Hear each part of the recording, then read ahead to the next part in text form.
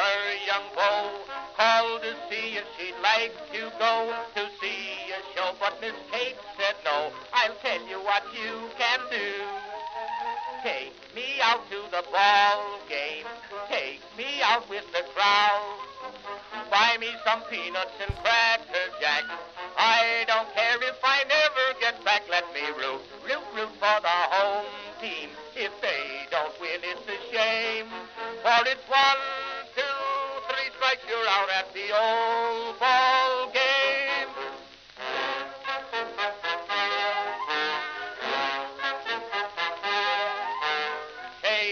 Casey saw all the games, knew the players by their first names, told the umpire he was wrong all along, good and strong. When the score was just 2-2, Casey knew what to do. Just to cheer up the boys she knew, she made the gang sing this song. Take me out to the ball game, take me out with the crowd. Buy me some peanuts and cracker jack.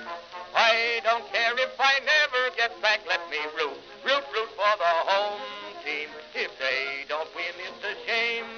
For it's 1, 2, 3 strikes, you're out at the old ball game.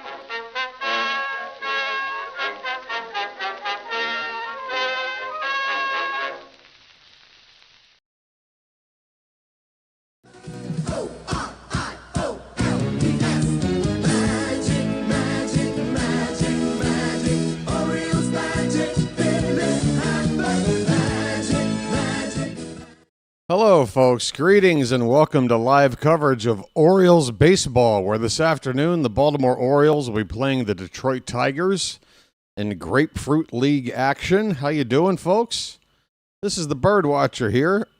People call me BW for short, and that works for me. Folks, how are you doing? Back for games on back-to-back days for the first time here in 2026. BW is getting his spring in. This is a test. Back-to-back nights. A night off tomorrow. The Orioles will be playing, but it won't be televised. So a couple more days till the next one. But we're playing the Tigers today for the second time already this spring. And Dean Kremer is going to pitch. Might be his final tune-up with us before he is off to go join Team Israel for the World Baseball Classic, which is getting started in about, only maybe 5 days. With that first game out in, is it in Korea or Japan? Out in the Far East, Chinese Taipei will be playing Australia to open up the tournament, and then the next set of games don't really start for like another day and a half. But yeah, the World Baseball Classic is just around the corner. That's going to be fun. And yesterday the Orioles managed to scrape past the Rays with a 4-3 win. Trevor Rogers pitched 3 innings and looked fantastic. It's now 5 innings in the spring where he looks like midseason, unbelievably effective Trevor Rogers. Very positive signs from him. Vance Honeycutt hit his second spring home run, and he's only had a handful of at-bats. It was a game-winning homer late in the ball game. Vance Honeycutt, a name we should be watching. And what else is going on? A few things, but let's go ahead and look at the pitching matchup and starting lineups for this ball game here today, and then we can get settled in talking about this other stuff. So, yes, it's Dean Kremer making his second spring appearance. He's pitched 2 innings previously. He gave up a couple of runs, so that ERA is at 9. Nothing to get too worried about at this point. Kiter Montero is on the mound for the Tigers. Meanwhile, the right-handed pitcher, he also has pitched 2 innings and has done worse, with posting an ERA of 13.5, 3 hits and a walk, including a home run in those hits, and his only other outing. For the starting lineups for the visiting Tigers, Matt Vierling will lead off and play right field. Riley Green is in left field, batting second. How you, Lee? How are you? I don't know. I'm okay. How are you? How you? HAO-YU Lee. Wait, where did the lineups go? I just clicked back and over, and now the lineups have disappeared. Great. All right, let me hit refresh. Where'd you go, How you, Lee? Oh, wow. Somebody already being a fool in the chat? That didn't take long. Oh, here it is. Okay, so Lee batting third for the Tigers. Colt Keith is at third base, cleanup batter. Lorenzo, the catcher, will bat fifth. Anderson at second base, hitting sixth. Valencia, the first baseman, batting seventh. Cruz in center field, hitting eighth. And Peck batting ninth at shortstop for the Tigers. They have a couple of players day-to-day. Trey Sweeney, shortstop, and Sean Gunther, reliever, lefty. They are day-to-day. Dylan Dingler's out for a while, their primary catcher. And a reliever, Troy Melton. For the Orioles, injury-wise, obviously Jackson Holliday and Jordan Westberg. We know about that. Peyton Elis, infielder, we saw for at least one game, partially. He is day-to-day. Not sure what the issue is, but that's his status for now, day-to-day for him. And Jackson Kowar, also day-to-day, a reliever that I don't think we've seen yet. So here's the Orioles lineup. We've got a pretty strong one here, hoping to do some damage against Montero and the rest of this Tigers pitching staff. Gunnar Henderson will lead off and play shortstop. Tyler O'Neill, who had a great game yesterday, going, I believe, 3 for 4 with a walk. No, he wouldn't have had that many at-bats. Might have been 2 for 2 with a walk. He had a double. He had a single. Yeah, he is hitting .667, 4 for 6 for O'Neill with a couple of RBI early on. He's in right field batting second. Pete Alonso, the polar bear, he's only got 2 hits in his 10 at-bats, but they've both left the yard. He'll bat third, play first base. Sammy Basayo will back him up. And, folks, this is what we're hoping will materialize at some point sooner rather than later, with Basayo making his way into this Orioles team at a very young age. But, man, the power that he's got, if he can protect Alonso in this lineup, batting cleanup, with that righty-lefty flip-flop, I really, really like it. Sammy's batting cleanup and doing the catching. Taylor Ward's going to do DH duties, batting fifth. Heston Kjerstad is in left field. He has gone 2 for 8, including a home run, and has looked good in spring otherwise outside of playing in these games. We got to keep an eye on him. I think there's a chance he might make this team, folks. We'll talk about it. Kobe Mayo will bat seventh and play third base. He had the game off yesterday. Leody Taveras, who's off to a nice start, 4 for his first 6, including a stolen base. He is in center field hitting eighth, and Jeremiah Jackson will round it out at second base, batting ninth. And he's off to a nice start, 3 for his first 8. All right, weather-wise, is that information near me? It is warmer than it was for the game yesterday. 72 degrees, partly cloudy skies. That sounds perfect. Home plate umpire is Ryan Wills. I do not see any other umpire names in this crew that give me, I don't have any problems with these guys yet. I always say yet. There's always time for me to have a problem with an umpire. But, that's pretty much all your pregame information. I've got the game up here. It's looking like the game is not buffering or anything like it was at the beginning of last night, so fingers crossed we're good to go. Won't know anything here for about another 5 minutes, top of the hour, but it's looking good. Looks like the vertical stream's looking all right. Feel free to pop in over there. I can barely see the chat for that, but I see Edward Gaskin. How you doing, buddy? I don't want to neglect those who are chilling in the vertical stream, folks, but it's going to be difficult for me to keep up with two chats. I barely, if at all, am able to do that with one. Phantom is over there as well. Good to see Phantom. And over here in the standard stream, we've got some regulars here as well already. Good to see Chawa, Matt, Slater, Chilo, and George. People we know. Oriole fans. El Duderino. Hey, first time I think I've seen you in 2026. Welcome back, El Duderino. Hey, by the way, we're just a couple of days away with this short month before I'm able to gift out some free memberships. Hoping that'll help maybe get some other people back over here to check things out. But, yeah, Edward Bowers is here as well saying hello. How you doing, Edward? And, Edward, that's how you do it. You mention me like that, and I can see it.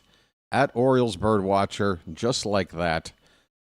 And that'll pop up bright orange for me. I can see it. Right. What else is going on? I don't know. I think I need to start these streams 5 minutes later than I have been. I don't have enough to talk about before first pitch. Well, let me pop over to the Orioles Rock Kabatko Twitter feed, and maybe there's some news and notes to check out. Well, there you go.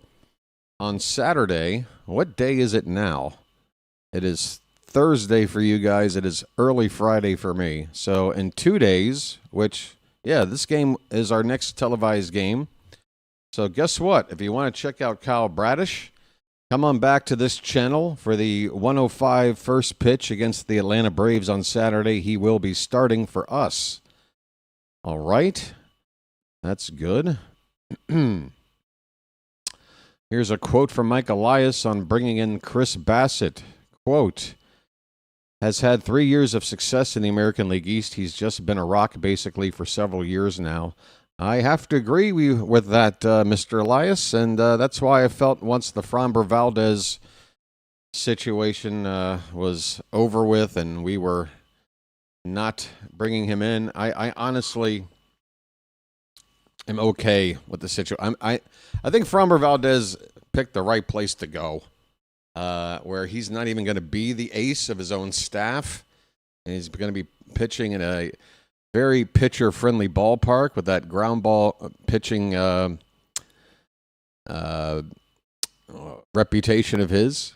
I think that's going to serve him well in Detroit. But in terms of needing guys to do more than just put the stats on the page, we need guys. We need leaders. We need guys that are going to be help this team come together. And I think Chris Bassett is going to be able to do that better than Valdez. I'm very excited about his influence on the team. I think he's already having an impact as we speak. Pete Alonso, of course, is clearly having an impact on this team. Craig Albanez, early signs. Looks like the players like him. So it's positive news, folks. Injuries seem to be the only thing right now that would really screw things up. And, of course, we've got some players that need to prove their value in order to make this team. Kobe Mayo getting the start at third base today. We're going to want to watch him defensively more than anything. I did not see the last game he played, but he did have a throwing error, and that's what we don't want. Basayo as well will be catching. This is going to be the story of Sammy Basayo's career, I feel, over the next year or two. I think, honestly, if I had to put percentages on it, I think there is a 50-50 chance within the next couple of years that Basayo just isn't even catching, that he's going to be a first baseman or a DH. The defense, for me, folks, is so important at the catcher position. Basayo has to at least be, average for me, or, hopefully a little bit above average. He's got a very strong arm, so I'm hoping when it comes to throwing out potential base stealers, that'll be helpful. But, working with the pitching staff, receiving the ball, keeping wild pitches from getting away and allowing runners to advance, things like this are all very, very important. We saw what happens when you don't have a solid catcher behind the plate just last season when Gary Sanchez was catching. That was a disaster. But, Sammy's catching.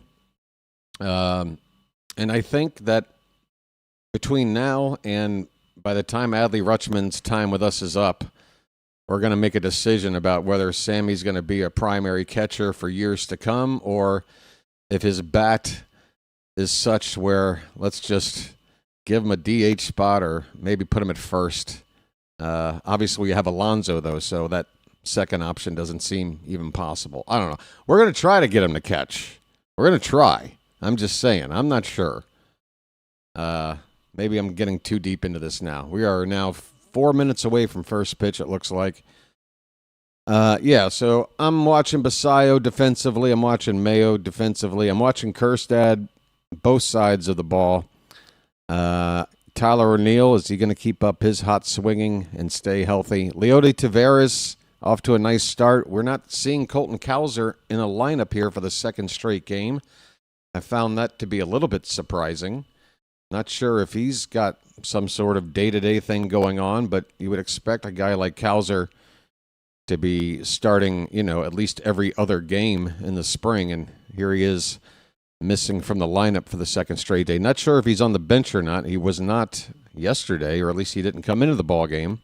If anybody's got any info on Cowser, maybe it's out there. Maybe he does have a day-to-day thing, but a little bit surprised to not see him in this lineup here today.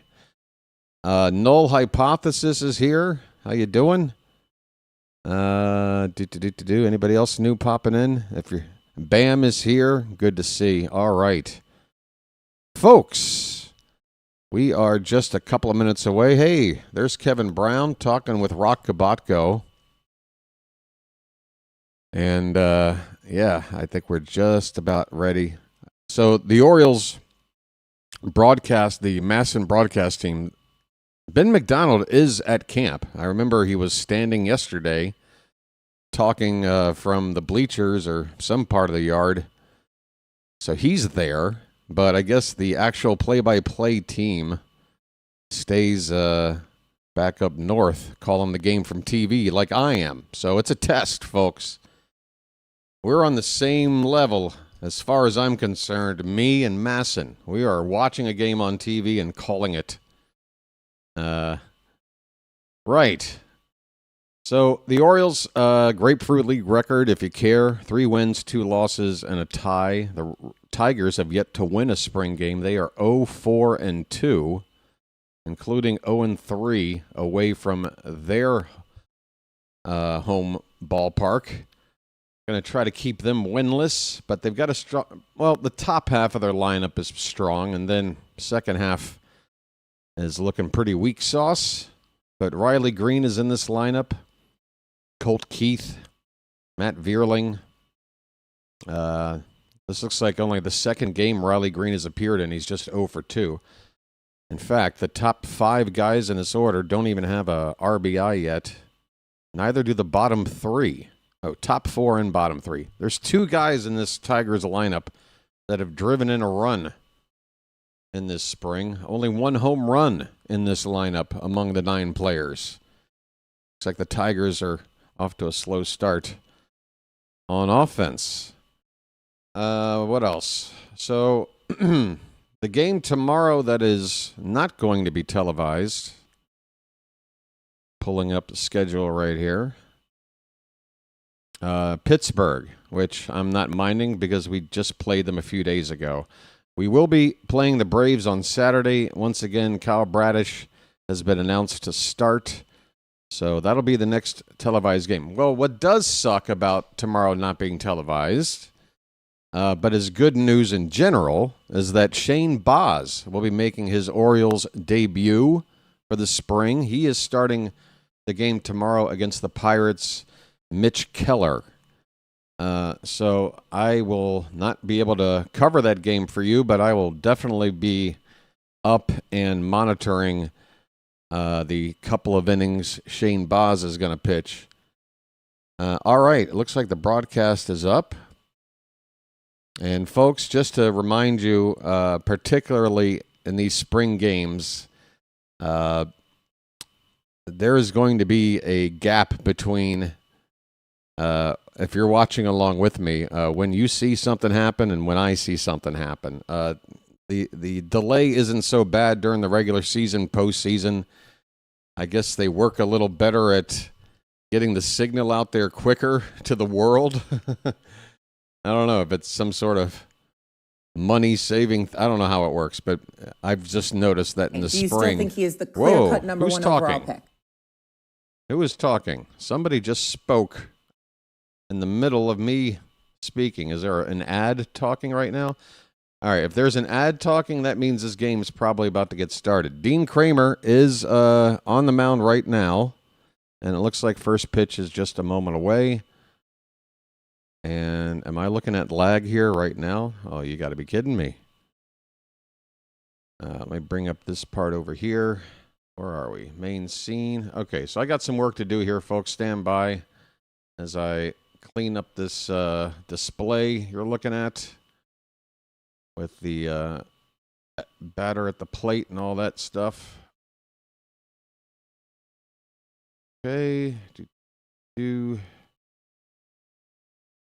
And I think that's going to look okay. Let's see. How's that look over there? And over on this side, I need to work on it as well. Just a moment, folks. That should do. That'll do. Okay. Right. So again, it looks like first pitch just popped up right there on the screen, and I am waiting for first pitch. In fact, Kremer is not even on the mound. He's waiting for the ball on the infield to get tossed around.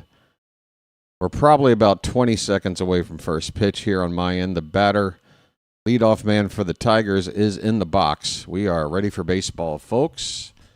So try to sync up with me best you can. Pause your game. Allow me to catch up. Unpause your game and get synced up. But Dino is ready to go. He's into his first delivery today, and that pitch is popped up by Matt Vierling on the right side, foul ground, first base, and out of play.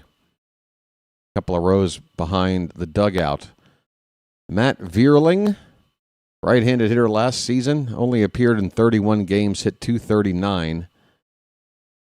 He can play all over the place. I know that from using him in MLB The Show. That's right, folks. That's where I get all my knowledge, a video game. 0-1 the count on Vierling. Kremer's next pitch is over the plate, but a little low. Basayo lifted that pitch up to try to frame it, but no dice. 1 ball and 1 strike.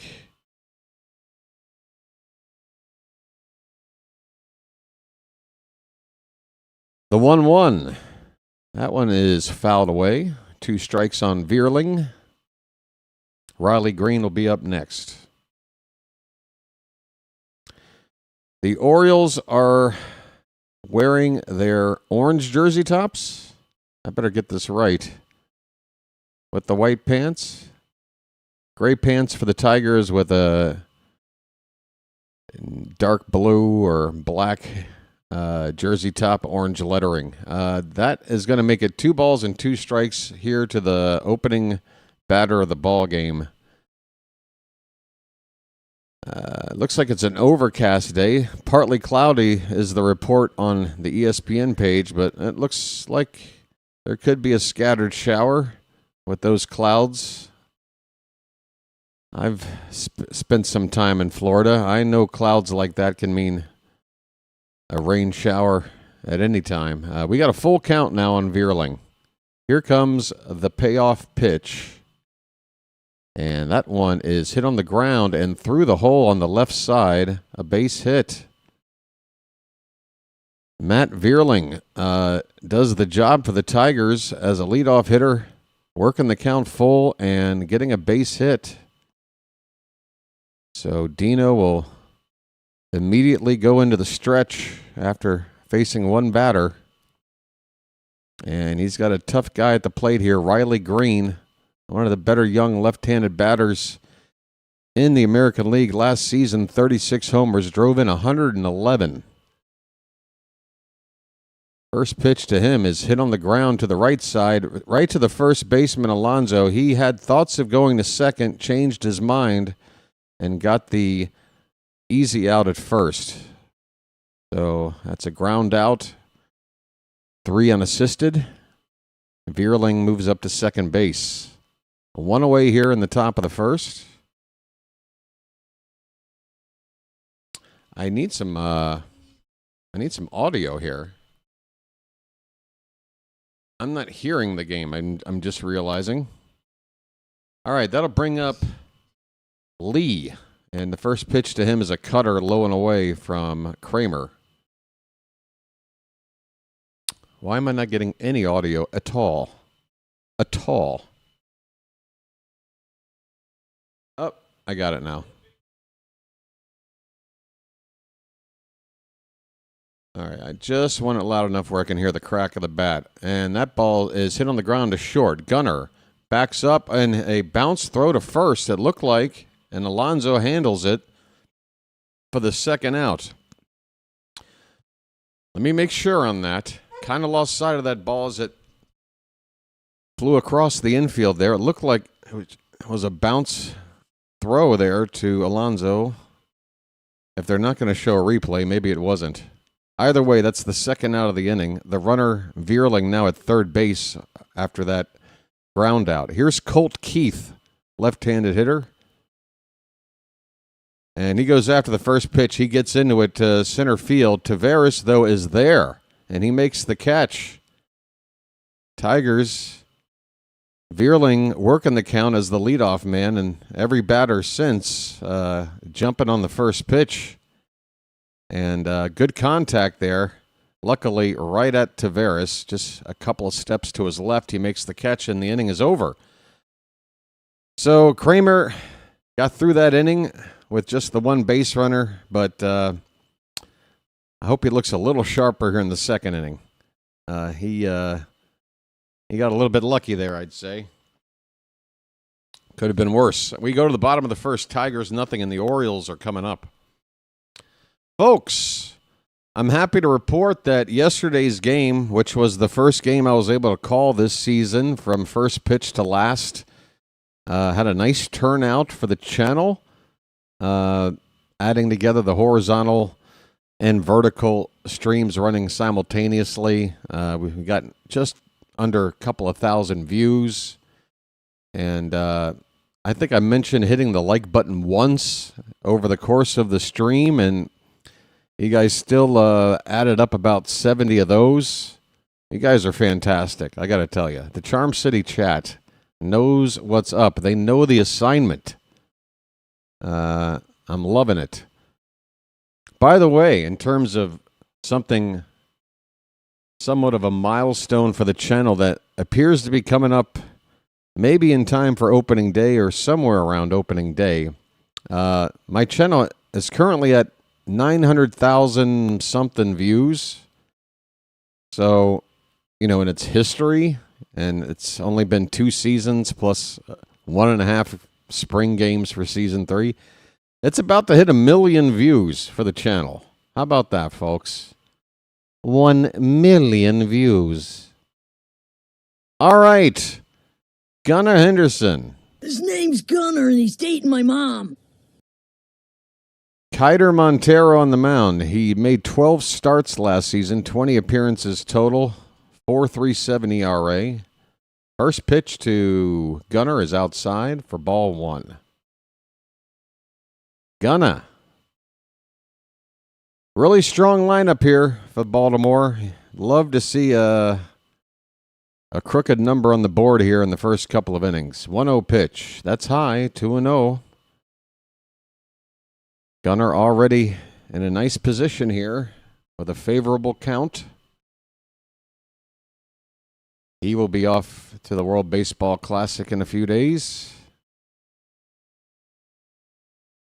2-0 pitch. That's taken for a strike. A sinker at 89 from Montero that had the middle of the plate. It's not where you want a sinker to be, but Gunnar trying to be patient after a 2-0 count. Oh, I'm buffering. Don't buffer now. Come on now. Hang in there, folks. Oh, these spring games. 2-1 pitch. Popped up. That's not going to do it.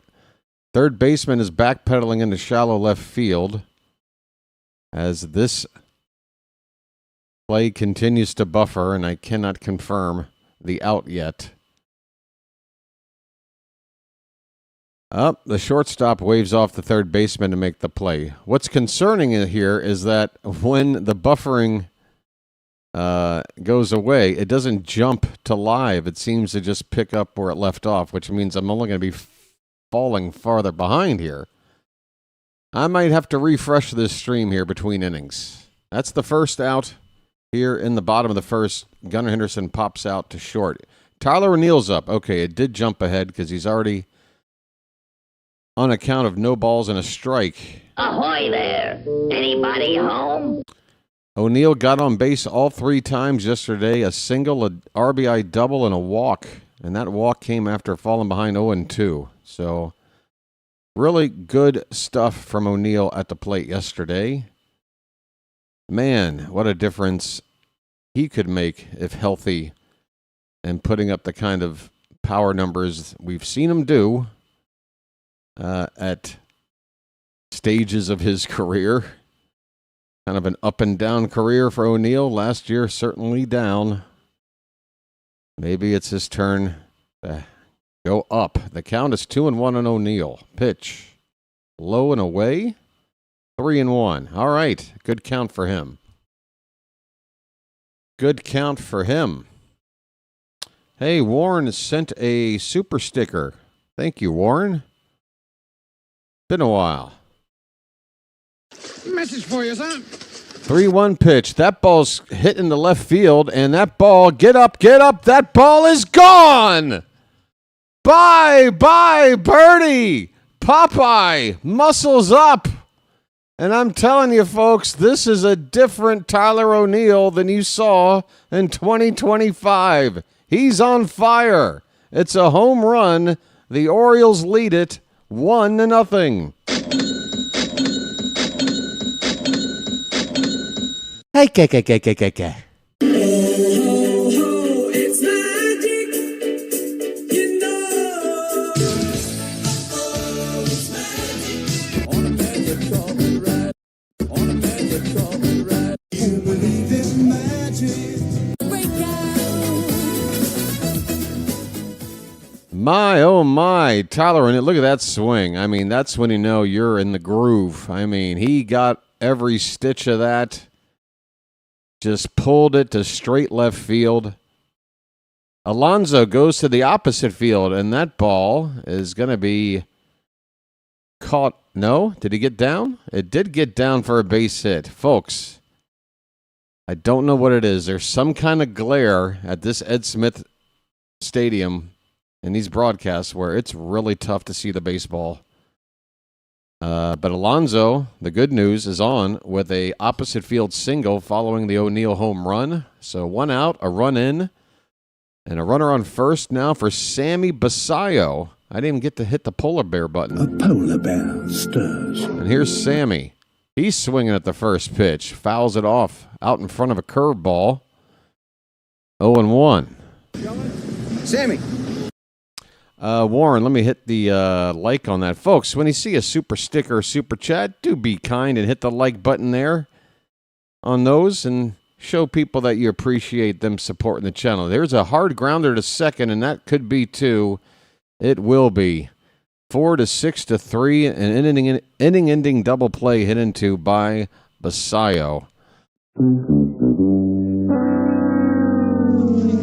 Big buck. Stop it all.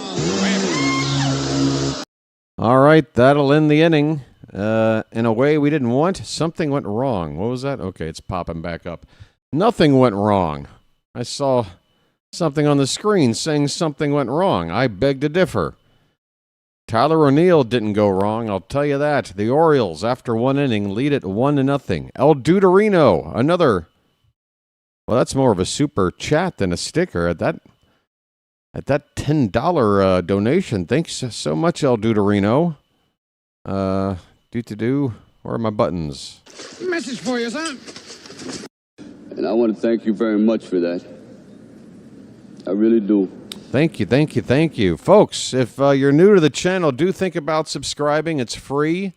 And once you've been here for a bit and you've realized, hey, this place is pretty cool, you can become a member as well anytime.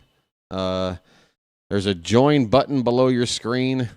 And if that's too much to ask, just the good old-fashioned thumbs up, which, by the way, I just realized myself. I don't know how long this has been the case, but maybe you guys, if any of you have not hit the like button yet, or maybe you've noticed it already, but when I've tapped the like button on a baseball stream, that thumb for a split second turns into a baseball before it lights up bright white.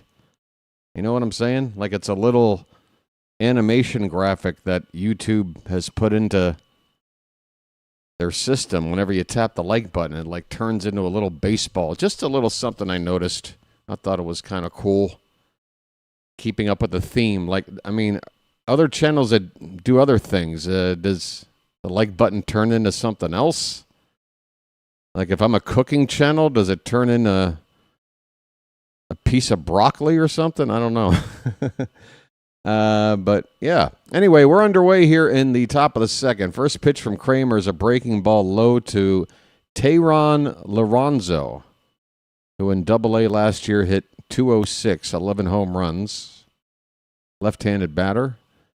This is a curveball from Dino. It misses. It's 2-0.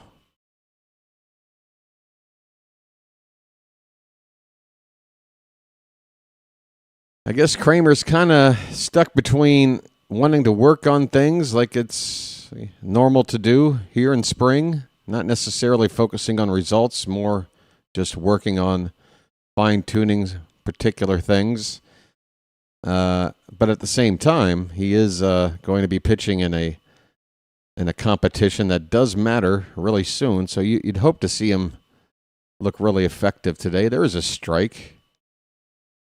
The count is 2-1 on the leadoff man for the Tigers here in the second, Lorenzo. He is the Tigers catcher. 2-1 pitch. Fouled back.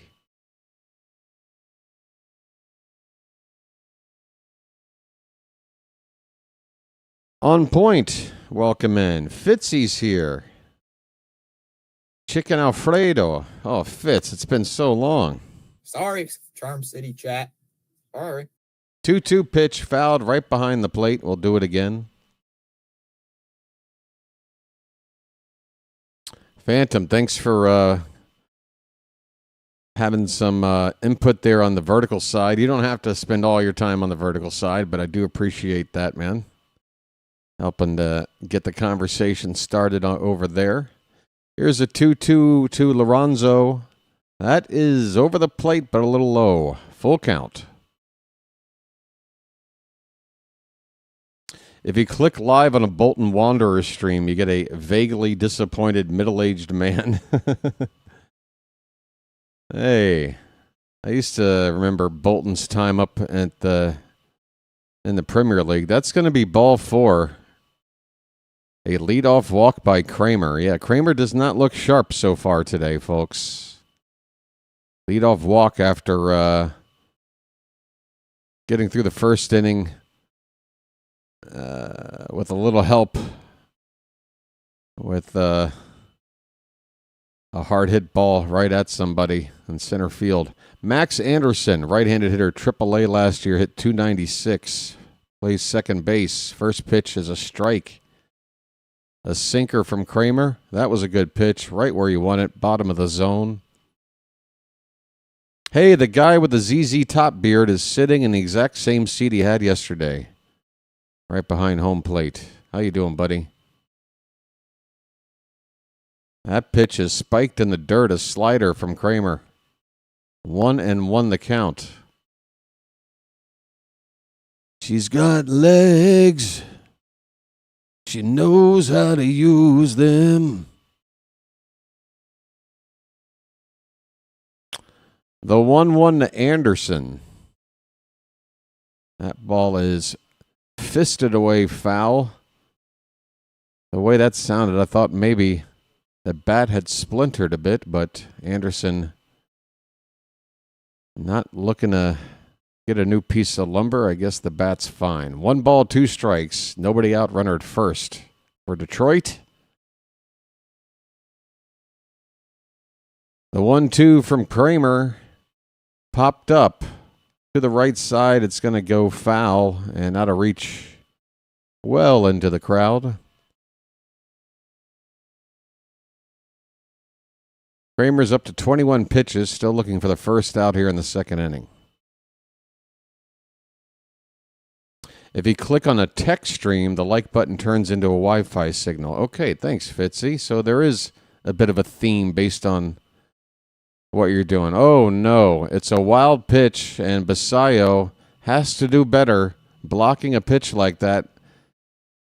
He let that one bounce very far away, allowing the runner to advance to second base easily. Yeah, that is exactly what I'm worried about right there.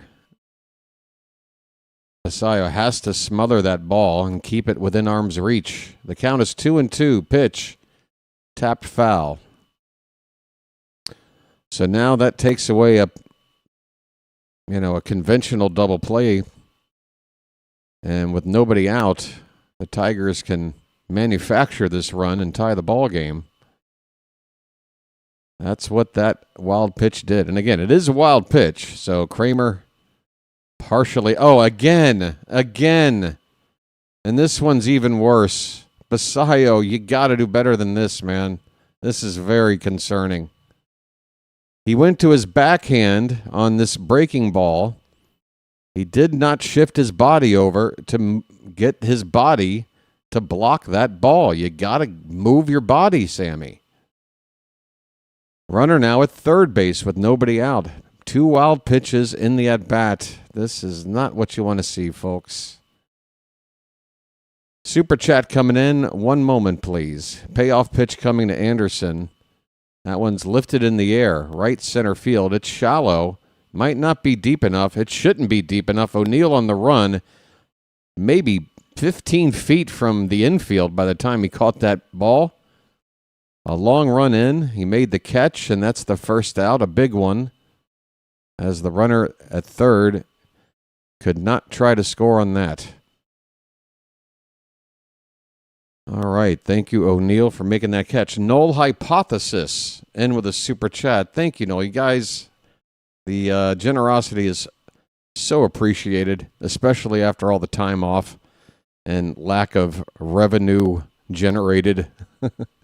Trust me, my video gameplay series didn't exactly go off with a hit. That's a fair ball? No, foul ball down the third base line. Third base ump extending his arms out to indicate foul. But that would have been nice because Mayo had an opportunity to hold that runner and get that second out. That ball stayed fair.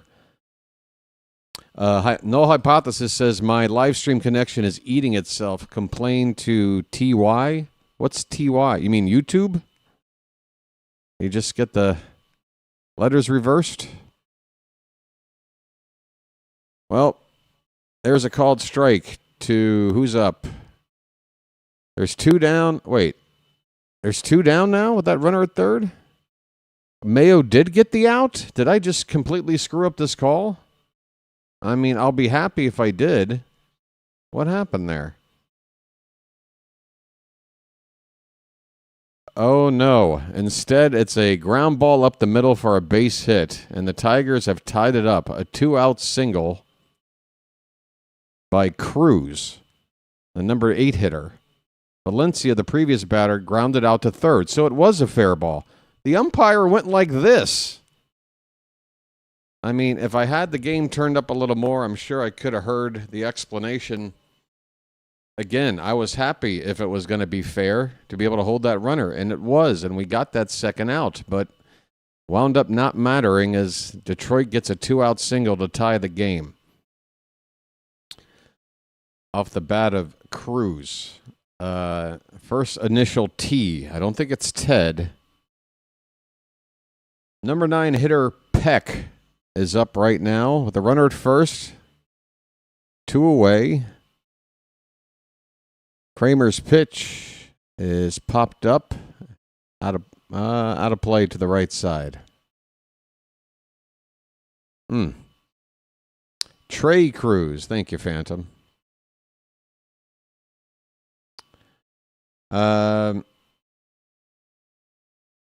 Look at Phantom giving out advice help to other folks in the Charm City chat. I'm going to have a Phantom Appreciation Day like I've had for other mods on the channel. Phantom is doing the Lord's work. It's 0-2 on Peck. 2 down, runner at first. Tie ball game. 1 apiece. Kremer is on 30 pitches now. I do think they want him to get 3 innings in here at least. But he's struggling. Check on the runner at first as a snap throw after the pitch from Basayo. Not a bad idea. But the runner's back in there safely. Sammy, I really just want you to focus on blocking pitches, man. Really, really bad inning for Basayo. Directly leading to the tying run. 1-2 pitch. Outside, 2-2 on Peck. First name, not Gregory. Hey, Vonnie, how you doing? Oh, Peck, was that the name of the jerk that's like, I'm going to shut you down? Hey, there's a called strike 3 from Dino, and this inning is over. All right.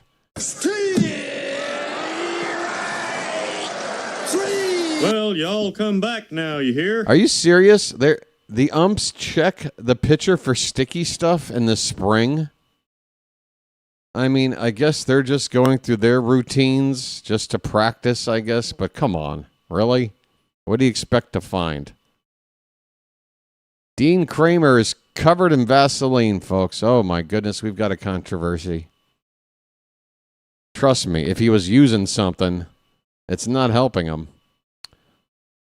Warren's first spring game. Good to see y'all. Yeah, folks, every name I see coming into the chat here in these first couple of games that I haven't seen since maybe September, maybe sooner if you gave up on the team after it was abundantly clear postseason was not in the cards for us.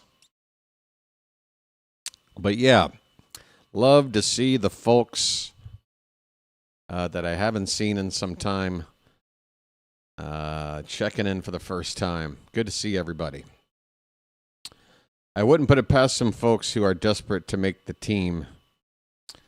Crap. I don't know what you're referring to. My brain's already lost track. I wouldn't put it past some folks who are desperate to make the team to do what? Help me out, man. I'm sorry. You have to explain your comment. I'm sorry. Slater's here. Oh, the sticky stuff. Ah, right. Okay, gotcha. But I mean, not Dino. Yeah, if you want to check, some scrub in the 7th inning, by all means, I guess. Hey, is that AJ? Adam Jones appears to be getting mic'd up for an interview. By the way, congrats to Adam Jones for apparently being available to use as a player in the upcoming version of the show video game. AJ very happy about that. So he likes to play the show. AJ, let me know what your username is. I'll play you. Taylor Ward is up to hit for the Orioles. He's DHing, and he's got a count of 1-1. It was strike 1, and that was ball 1 just now outside. Ward Where are you on here? Taylor? There you are. 1-1 pitch. Off the plate outside. 2-1 the count.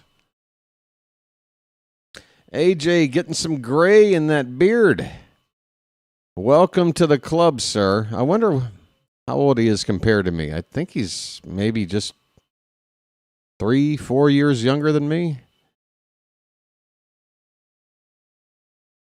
How old is Adam Jones, folks?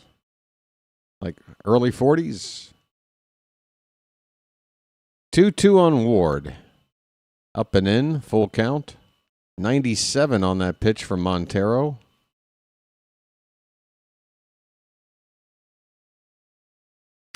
He just played the show yesterday, playing Baltimore, who's coming off a 17-game win streak, folks. This ball is hit down the left field line. That is going to be a fair ball. Boy, that ball just hugged the line fair, and the Orioles have themselves a leadoff double. Very nice. Taylor Ward. Folks, you know what to do. Splish, splash, I was taking a bath. I say it hugged the line. Again, it's tough for me to see that ball down the outfield. It was probably about 10 feet fair. Oh, AJ's just hitting 40. Wow, and already rocking that much gray in the beard. Damn, kid. Well, at least he's not the sort that feels obligated to, dye it black and try to keep young. Hey, Silent J, folks. Shh. He's got a count of 0-1. Runner at second, nobody out. Pitch, that's a strike. A four-seamer at 99 for Montero. It's 0-2 on Kjerstad. He's playing left field today. So you got Kjerstad in left and Mayo at third. And Basayo behind the plate. You draw a straight line from catcher to left field. That is not a defense that instills a lot of confidence with those three. Let's try to keep the ball on the right side of the field today. My game is buffering again. I'm stuck on an 0-2 count for Kjerstad, and I've likely missed something. I'm going to have to refresh the stream and see if it helps. It's happening too much. Here comes the 0-2. Nope. Buffering again. Good grief. Come on now. We got a go-ahead run out there at second base, and Silent J with a chance to knock him in. I'm going to have to refresh, folks. Oh, wait a minute. Somebody's crossing the plate. Taylor Ward sliding in safely on something. Kobe Mayo just did something? Okay, I'm going to have to assume Mayo made a ground ball or fly ball out to drive in the run because Mayo's going back into the dugout. There's 2 down in the inning. So at least the game's jumped back to live for me. But let's take a look at the events here. Kjerstad grounded out to second. That allowed Ward to move to third. And then Mayo came up with a sac fly to center field. So the Orioles get the lead back on a Mayo sac fly. There are 2 down in the inning. Bases empty. 2-1 Orioles. Leody Taveras at the plate. 1-0 the count on him. Again, folks, thank you so much for your patience. Yeah, I got it out there, Phantom. I got it out there. I appreciate it. But yeah, it's just going to be difficult with these spring games. Please do try to bear with me. I'm going to go ahead and refresh now. Taveras is at the plate. I might miss this one, but in terms of the greater good, it might make sense to refresh this and see if that helps out. So at this point, folks, if you want to go ahead and inform the rest of the chat what's happening if you're watching, Taveras was at the plate as I get this game back up.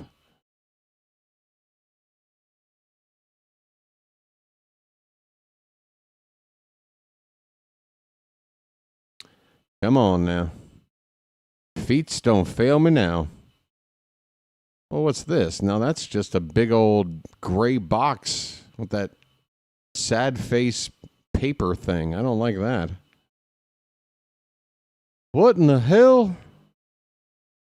Oh no. Oh no. Well, I might need a backup plan. Well, damn. Ain't that about a... Okay, folks. Again, at this stage, I am unfortunately stuck trying to get the game back up. So in the meantime, I got to scooch over here and reach my other laptop. Just pay attention, I guess, to the information on your screen. Looks like we're into the top of the third. The Orioles lead at 2-1. So Tavares probably made that final out. In fact, he did. He rounded out to first base to end the inning. The Orioles get the lead back on an RBI sac fly from Kobe Mayo, scoring Taylor Ward. All right, hang in there, folks.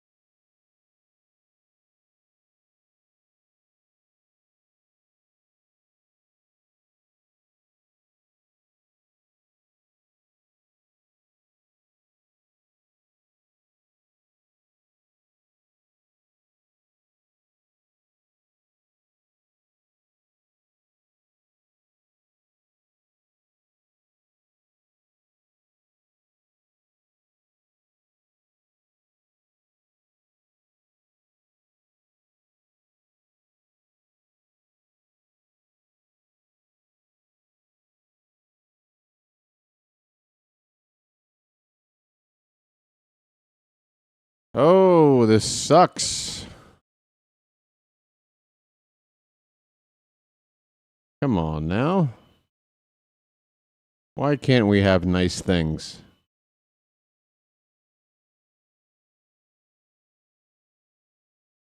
That issue, because I'm looking at my chat right now and it looks like it's connected and disconnected a couple of times. I'm showing the signal is uninterrupted on both my laptops, like full bars, full Wi-Fi strength. But yeah, I'm showing the chat had disconnected at some point. Folks, if you can hear my voice right now, please type in the number 5 just to let me know if I am currently still getting my voice out there and that I'm not without internet. It looks like it cut back on, but I can't get the game back up. And I'm not seeing any 5s in the chat, so there might be... Yeah, this is bad. There's either going to be a giant lag or nobody can hear me right now.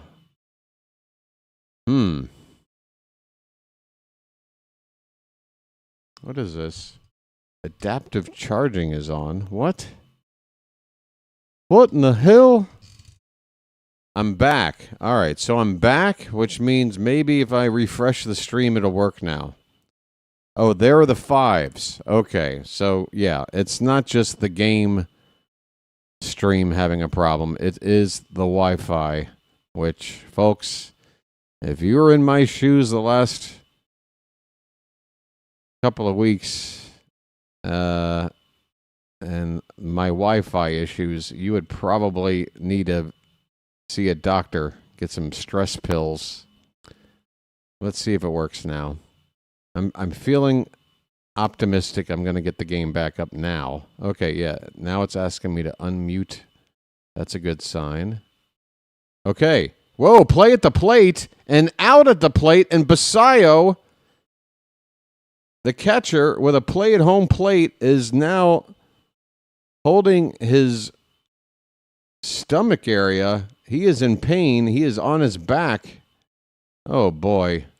What a time for my game to cut back on. Sammy Basayo is injured, the severity of which, too early to tell. It didn't look like a lot of contact there, but something went wrong. The trainer is out there right now. Sammy's up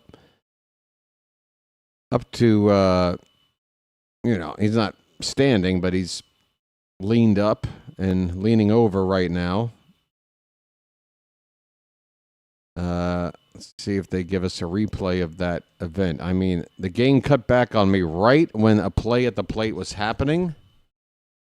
Situation right now, top of the third inning, 2-2 ball game, 1 out, and the Tigers with a runner at third, and I guess that out was made at the plate.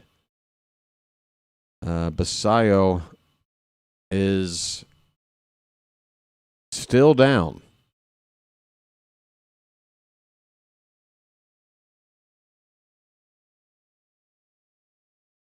His body language doesn't look too positive. He seems to be kind of not too optimistic about how he's feeling right now. They're lifting him to his feet right now.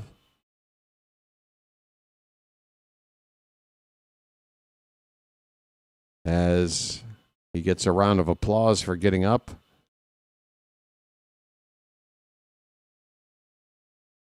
That's our future right there, folks.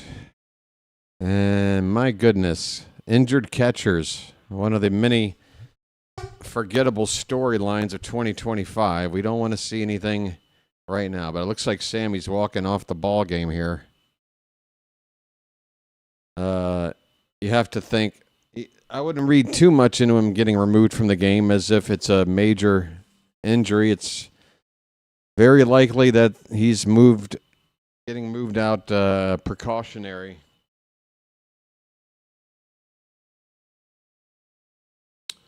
So Kremer is going to get a new battery partner here. We'll see who it is. 2 out in the inning, a runner at third. 2-1 Baltimore in the top of the third. Basayo making his way down into the dugout. So here's the replay. Sammy catching the ball in the first base side of the plate. The runner obviously coming in third base. And, yeah, they don't really hit each other except maybe arm to arm. But then as soon as Sammy makes that out, he rolls over. Maybe he landed with part of his chest protector gear, maybe kind of poking him into his rib cage. That's the best theory I can come up with. But it looked like, yeah, he was favoring something on his chest or rib area after he rolled over there. Who's that behind the plate? Is that Sam Huff? Whoever it is, he's getting a chance to receive a couple of pitches from Kremer before we get back underway. It's Anderson. Anderson is in to catch now for the Orioles. Basayo is out of the game, folks. Hopefully he'll be okay. But, yeah, not a good day if you're a Basayo fan. Let more than one wild pitch get away to allow a runner to advance, and now out with some sort of injury. Okay, we're back underway. Colt Keith is at the plate. He looks at a first pitch strike. 2 down in the inning, runner at third.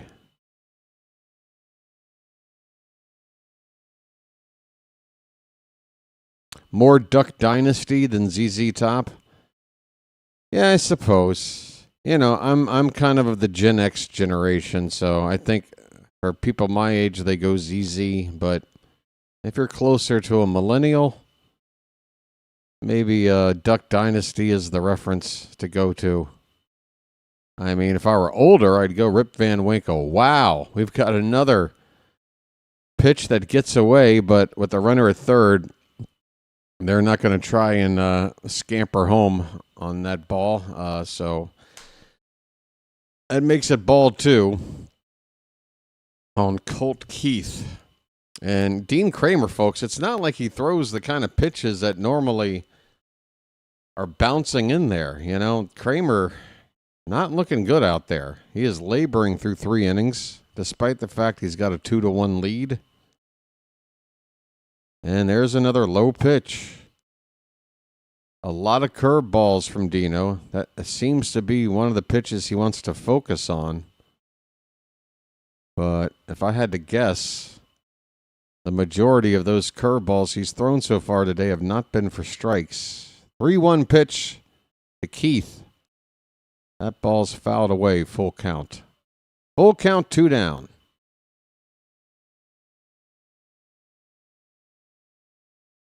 Hey, is that DDH over on the vertical side? How you doing, DDH? Carl as well. Look at that, folks. The vertical side is starting to grow. We're going to have 2 Charm City chats. Payoff pitch. Popped up to left. Heading toward the foul line. Tough play. Going into a sliding catch. Kjerstad, he can't come up with it. A run will score. And the Tigers have tied it up again with a 2-out RBI knock by Colt Keith. That was not an easy play for any left fielder, but Kjerstad, not exactly known for his glove work here, went into a foot-first slide there to try to catch that ball, and he could not. And that's going to be the end of the line for Kremer. Folks, we have a tie ball game, and it's an exhibition game, so it's not like there's much meaning to that. But in terms of monitoring things you want to see go well, things aren't going so well. They're going well for Tyler O'Neill, but the battery today between Kremer and Basayo, not good stuff. We've got an injured catcher and an ineffective pitcher. We're tied at 2. We got a pitching change. It looks like the new guy coming in is a fellow by the name of Ogando. What's your first name, sir? Never heard of you. Gerald Ogando, 25-year-old right-hander out of the Dominican Republic. 6'2", $180. See what I can find on him.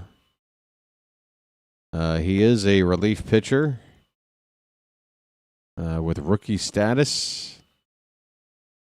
Can't find any of his minor league info here on the ESPN page, but there's probably a reason why I have no clue who this dude is. But I think he's coming in to probably just complete this inning. And then back to the planned pitchers that Alvarez probably has lined up. So this guy probably on the very outer limits of this spring roster, getting a chance to get one out probably.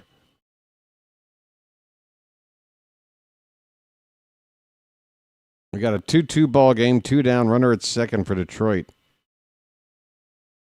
Final line on Kremer. There is a runner out there, still his responsibility. So he does have a chance to get an L for a decision. 2 2/3, 5 hits, 2 earned runs, a walk and a strikeout. And his spring ERA right now sits at 7.71. Here's Ogando. Double-A ball last year. 36 appearances, 50 1/3 innings. ERA just over 3.5. Opponents hit 202 off of him. His fastball gets up there at 98. It's off target, though, and the count is 1 ball, 1 strike on Lozano, who walked his first time up and scored for Detroit. Opposite field, that is caught on a line by Mayo. Oh, my. Kobe Mayo in the right place. That ball looked like it would sneak through to left. But Mayo makes the catch. It wasn't a bullet line drive, but a nice play by Mayo all the same to end the inning. So, Kremer, not a good outing. Ogando does get the final out of the inning. Detroit ties it up. And we are heading now to the bottom of the third with a 2-2 ball game. All right, I do believe I'm ready for a lucky. Hopefully just caught him wrong and it'll be okay. Yeah, I think I don't know what is there between that chest protector and underneath that protector. Like, I feel like he landed on something that just kind of, I don't want to say punctured, but, basically some sort of contact after he hit the ground there with his own equipment. Live stream connection for Null Hypothesis has just improved. Very nice. Hey, folks, once again, please hit the like button if you haven't done so already, and think about subscribing. 3,660 subs. Might be as many as 3,669. In fact, let's get a live count. Let's get a true live count. Because if we're just one or two away from flipping that number to 3,670, then I am going to plead with the audience, if you're unsubscribed. Oh, we've got a few to go to get to 3,670. But yes, sub it up, folks. Remember, there's no commitment, no obligation, and no salesman will visit your home. You can't beat it, folks. Sammy's making his way back to some area of the complex, probably to get examined. He's walking on his own power. He doesn't look too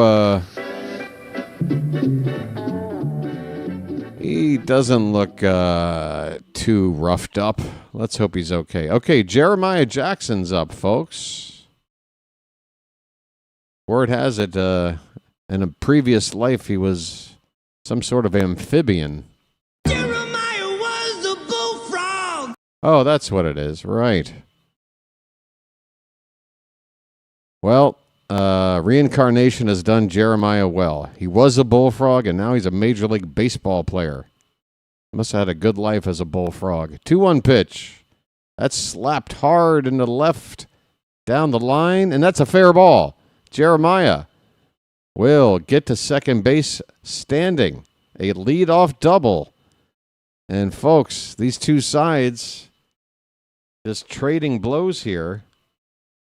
This could be the fifth consecutive frame with a run on the board. The Orioles took a 1-0 lead bottom of the first. Detroit 1 run to tie it in the second. The Orioles got the lead back bottom of the second with 1 run. Detroit scored 1 run top half of this inning to tie. Will we get 1 run back again? Gunnar Henderson looks at a first pitch strike. His name's Gunnar and he's dating my mom. This is a very binary looking box score right now. Like, this is computer code. 0-1 pitch. That one is hit on the ground on the right side. Will that advance the runner? It should. Gunnar with another productive out. A ground ball to the right. That's the first out of the inning, but the go-ahead run now at third base. And this will give the hottest hitter on the team right now, Tyler O'Neill, a chance to get another RBI. First time up, cranked a home run. Folks, give me some Popeye emojis in the chat. Ahoy there! Anybody home? Pop up some Popeyes. First pitch is ball 1 to O'Neill. Top scoreboard's frozen. Thank you, Phantom. Let me race over there.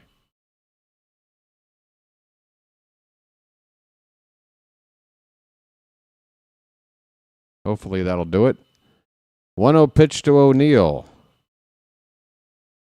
Up and in. Look out. 2-0 the count. Folks, get the bugle going.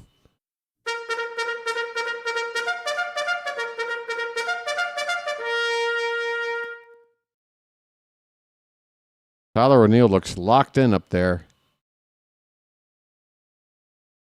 2-0 pitch. Oh, he got a curveball.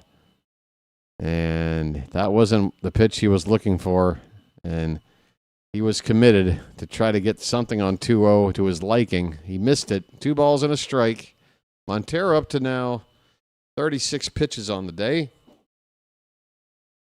Next offering is just off the plate outside. 3-1. Great hitters count for a hot hitter at the plate.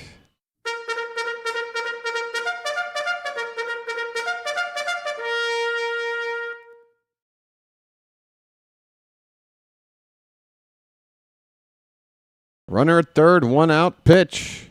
That ball's into right field. That's going to drive in a runner one way or the other. That ball is caught out there. The runner tags. There's a play at the plate, and he's out. No. Let's make sure on this.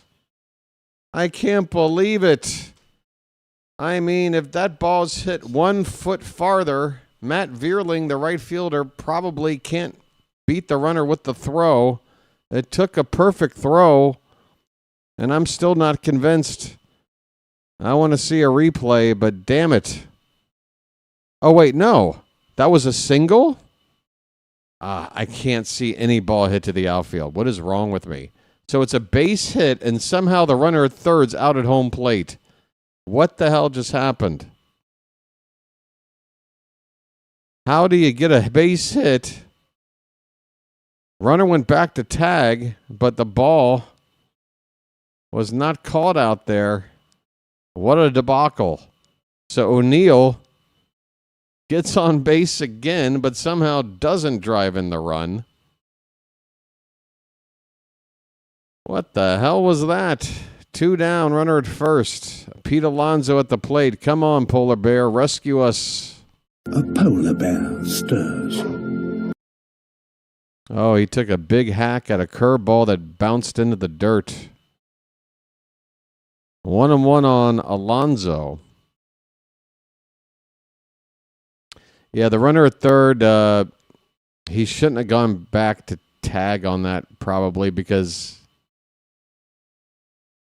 obviously, as you saw, he was still able to get thrown out after tagging. He should have just stayed in between third and home and walked home after that ball wound up not getting caught. This ball's hit to right. Vierling makes the catch. Alonso flies out, and the inning is over. Wow, the Orioles with a golden opportunity to get the lead back, and in a very peculiar way, somehow come away empty with a base hit to right field, resulting in a runner at third getting thrown out at the plate. I don't think I've ever seen that. I'm sure I've seen it. But I can probably count on one hand in about 40 years of watching the sport, seeing something like that happen. All right. Moving on. Top of the fourth coming up. And yeah, Ogando is out of the ball game. I can see already. Jackson Kowar, who I mentioned in the pregame, was listed as day-to-day. Well, he is no longer day-to-day because he's coming in to pitch next. Kowar, I believe this is our first look at him. 29-year-old right-hander out of Weddington, North Carolina. In 2025, got into 15 games, pitched 17 innings, and gave up 8 runs. They're not showing me an ERA, but 8 runs in 17 innings. That's about just under 4.5 ERA, if my crazy good math skills are on point. So we'll be looking at Kowar. Why isn't tomorrow's game being broadcast by MLB TV? Not sure, Noel. Some games, well, you see what MLB TV does is they basically leech off the broadcast of whichever team is covering the game. Like today, Masson is covering the game, and MLB TV is simply piggybacking off of their stream. So I'm assuming that tomorrow's game, neither team involved is broadcasting it, so therefore MLB TV is not broadcasting it. Does that make sense? Kowar, first pitch to Anderson, is outside for ball one. We're in the top of the fourth, tied at 2, Orioles and Tigers. Anderson popped out to second his first time. Next pitch, a slider, low and away, 1 ball, 1 strike. No, they're definitely not covering the game, Michael. That's my point. If the local team isn't covering it, MLB isn't going to go in there with their own team to do it. They are just going to not have a game to show you because nobody else is. Somebody might be doing a radio broadcast of the game, but that's probably it. 2-1 the count on Anderson. That ball is tapped in front of the mound, actually in front of the catcher, and Anderson throws out Anderson. Okay, that's not confusing.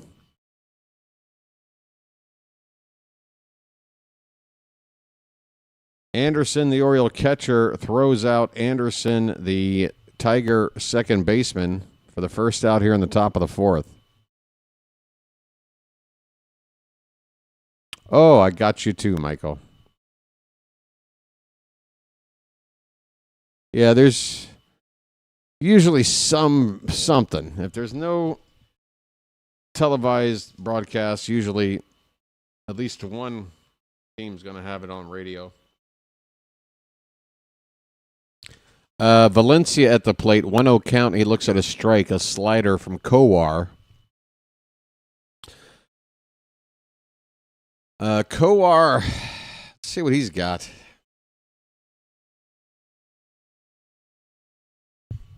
I'm already fidgeting in my chair. I got to invest in a more comfortable chair. Folks, anybody remember the end of season 1 when I had somebody kind enough to donate enough money to get a new chair? And that chair lasted me like 2 weeks. I was so pissed. 2-1 pitch. Fouled away. I mean, I've got no one but myself to blame. I did my level best to scout out a chair that was affordable but quality enough. And, you know, I'm a big boy and living out here in this part of the world. Chairs like that, they usually have a weight limit. And the weight limit for most chairs out here are for people not my size. But I found a chair that said that it could support me. And it didn't. It just, that little hydraulic thing on the bottom just busted, and then it got bent. And once that piece of metal gets bent, you can't bend it back. It was just, I was so pissed. Anyway, back to the ball game. 2-2 the count on Valencia. 1 out, nobody on. 2-2 ball game. And 2-2 the count. All right.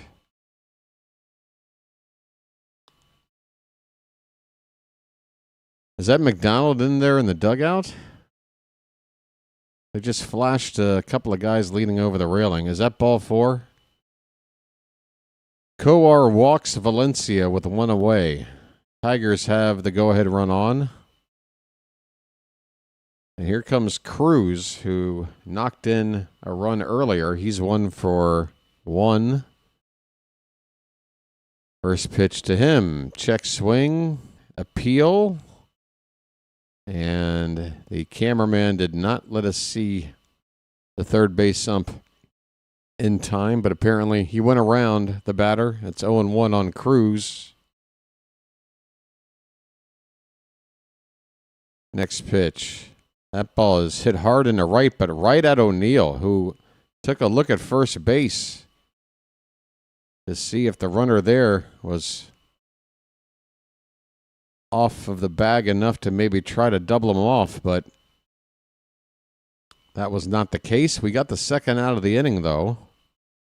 And here comes the number 9 hitter, Peck.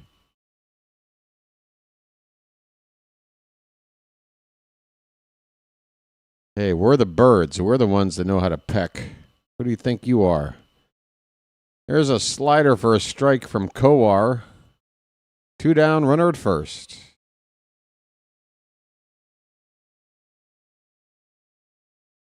McDonald yaps like a chihuahua. Oh, you're being harsh. No, I like Ben. I think his baseball IQ is pretty damn good. I like that Louisiana personality injected into the game. I mean, I can see how some people might find it a little bit annoying or a bit grating if it's not your thing. But Ben's just a nice dude. I like Ben. If anybody cares, my favorite Masson or Home Team Sports or whatever broadcast company you want to call it, covering the Orioles doing color over the years, has always been John Lowenstein. John Lowenstein, to me, was the best color guy. This pitch is fouled off. It's 1 ball and 2 strikes on Peck. I mean, we talk about the best play-by-play guys out there, and obviously Chuck Thompson, John Miller, Kevin Brown's making a nice case for himself doing TV work. But when it comes to characters in the booth, lightening the mood, telling some side stories, and just clowning around, John Lowenstein was the best. 1-2 is in the dirt. 2 balls, 2 strikes. Kowar trying to get this final out and keep the ball game tied at 2.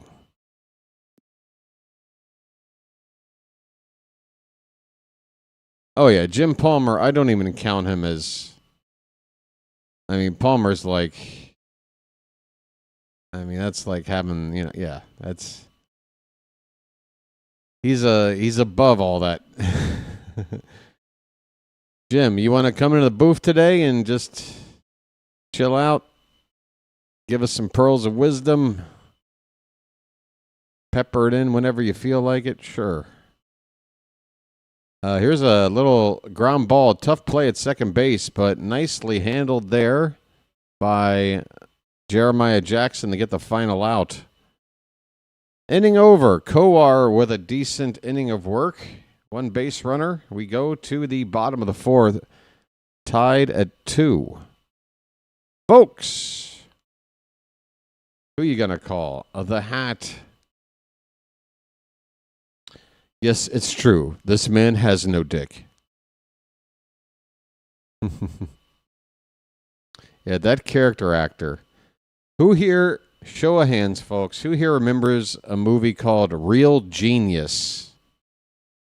A quintessential 80s movie about some college kids who are very, very smart, using their brains to basically pull pranks, and it's like Animal House, but if everybody was on a scholarship.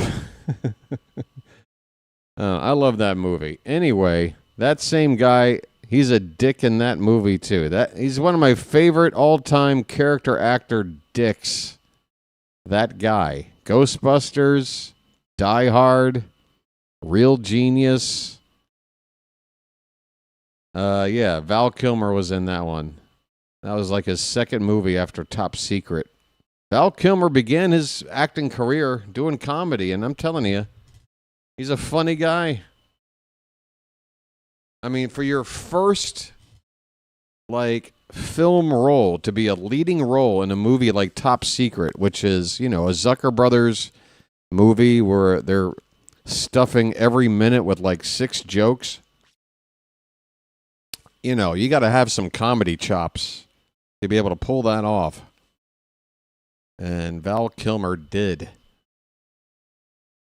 Oh, I don't want to see that Basayo play. Folks, if you get any kind of update on Sammy, maybe check on your Twitter from time to time. They might give us an early prognosis of what happened there, or diagnosis. Is that some kind of osis? All right, bottom of the fourth. Anderson, who came in to replace Basayo, will get his first swings, and he takes a cut, fouls it off to the left. New pitcher in for the Tigers, lefty Brant Herder. Herder? I hardly know her. 43 appearances, including 4 starts, but don't let those starts fool you. He's one of those guys the Tigers like to use to begin ball games as a relief pitcher whenever the opposing team has a top-heavy lineup of left-handed batters. Nice little trick the Tigers have used that I think other teams have been starting to use a little bit too. I think we even did it once or twice last year. Earl Weaver used to do this sort of thing.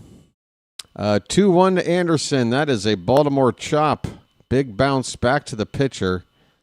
And he has time to throw out Anderson. 1 away. Willow. I'll be a Huckleberry. He was brilliant in the Island of Dr. Moreau, considering that he was completely out of his mind on drugs. I'd say, considering the situation and how much of a cluster F that production was, my money's on the Island of Dr. Moreau. What a train wreck of a movie. Folks, I can't recommend it enough. If you want to see a movie that just leaves you going, huh? Here's a line drive by Ward into right center field. It's down for a base hit. Taylor Ward. That is his second hit of the day. He's 2 for 2. How about that? Taylor? Turn on the sprinkler.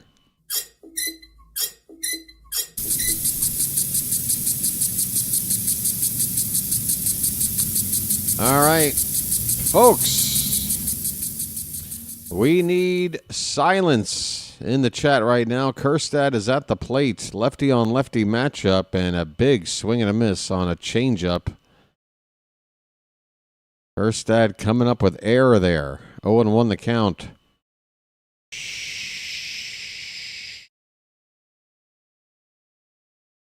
Another swing. This time he gets a piece. It's a foul ball at the plate, and he is in the hole 0-2. Oh, I'm seeing activity over there on the vertical side as well. Fantastic, folks. BW's doing W duty. He said double duty. All right, come on, Kerstad. You can work with an 0-2 count. He does work with it. That's a line drive into right field for a base hit. First to third goes Ward. Silent J on an 0-2 count. Says no problem. Pulls it into right. Folks, Heston Kerstad just might make this team out of spring.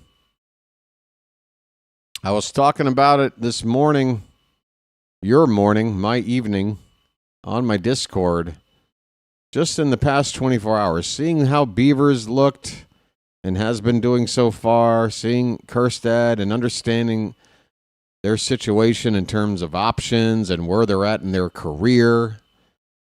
I have to think, unless Beavers really starts to rake or Kerstad really falls off a cliff, that right now Kerstad might have the inside edge, because you can't have them both. They kind of cancel each other out. Corner outfielder from the left side, potentially platooning somewhat with a guy like O'Neill. I'm thinking Kerstad right now might have the pole position on that spot in the roster. Kobe Mayo's up, folks. First pitch strike to him. Get it all on there, Kobe. First and third, 1 out. We need to get a go-ahead run in this spot.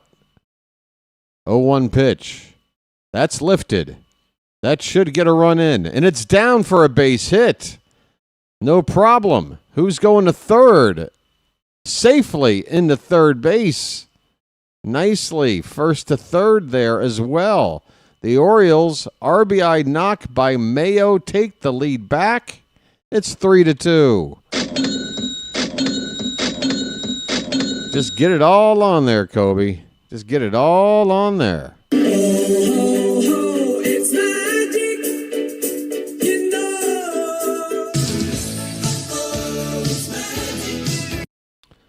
And now, is this scoreboard keeping up here?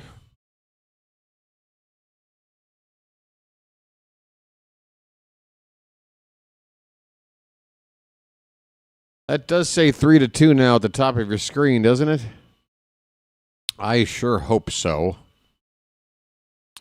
All right, Taveras at the plate.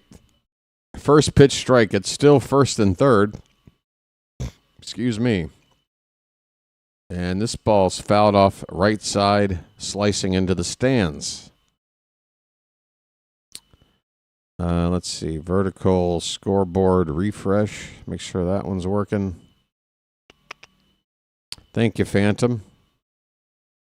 When Silent J hits the ball, does it make a sound? Folks, I love philosophical questions like that. Swing and a miss. And down goes Taveras for the second out. That's tough.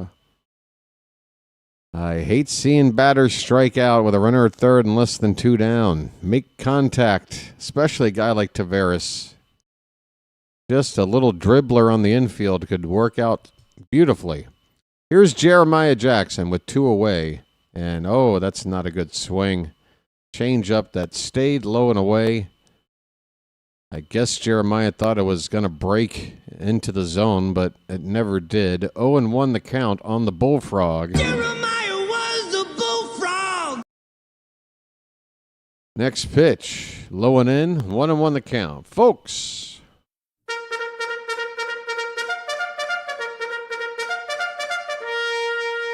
I'm not happy with this trading 1 run back and for third right now, I think.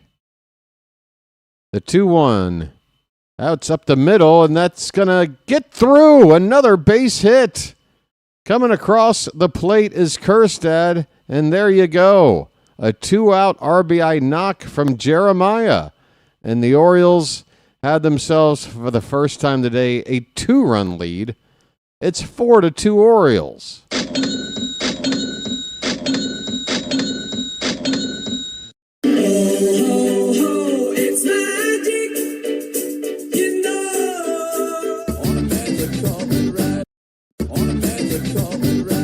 Gunner's up. Third time today. He's 0 for 2. First pitch inside. Ball 1. 2 down. Runners at first and second. 2 runs in for Baltimore in the bottom of the 4th. Herder's on 20 pitches in the inning, and pitch 21 is way inside. 2-0.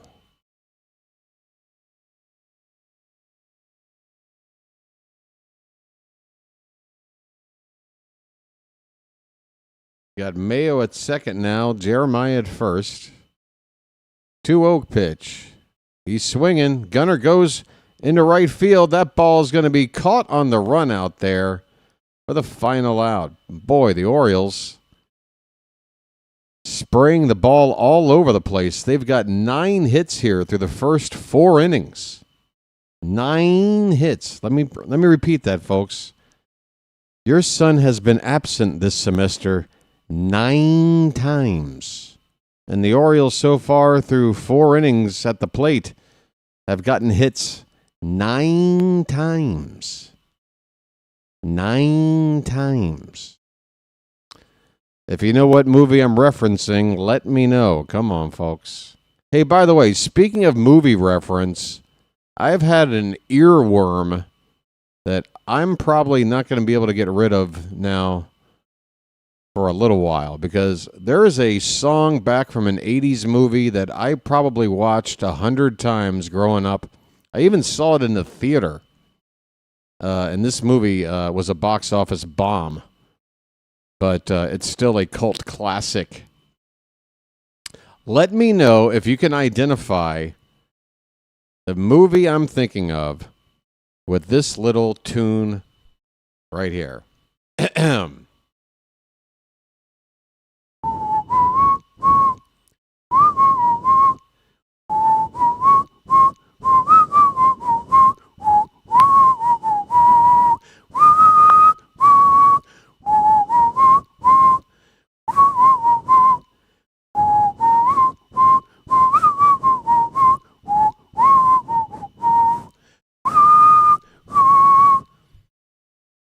If you know that tune, let me know. I want to know one of you knows this 80s cult classic because I love this movie. I love it to death. Somebody's got to know. And I'm telling you, if you haven't seen it, I'm going to point you in that direction, if only for that closing theme song. Cameron Foster is on the pitch, a right-hander for the Orioles. AA, AAA last season. We are in the top of the fifth inning. First pitch is lifted into center field. Tavares looks like he's battling a little bit of wind out there, but looks like if he just stayed in place, a ball would have hit right to him. Makes the first out of the inning.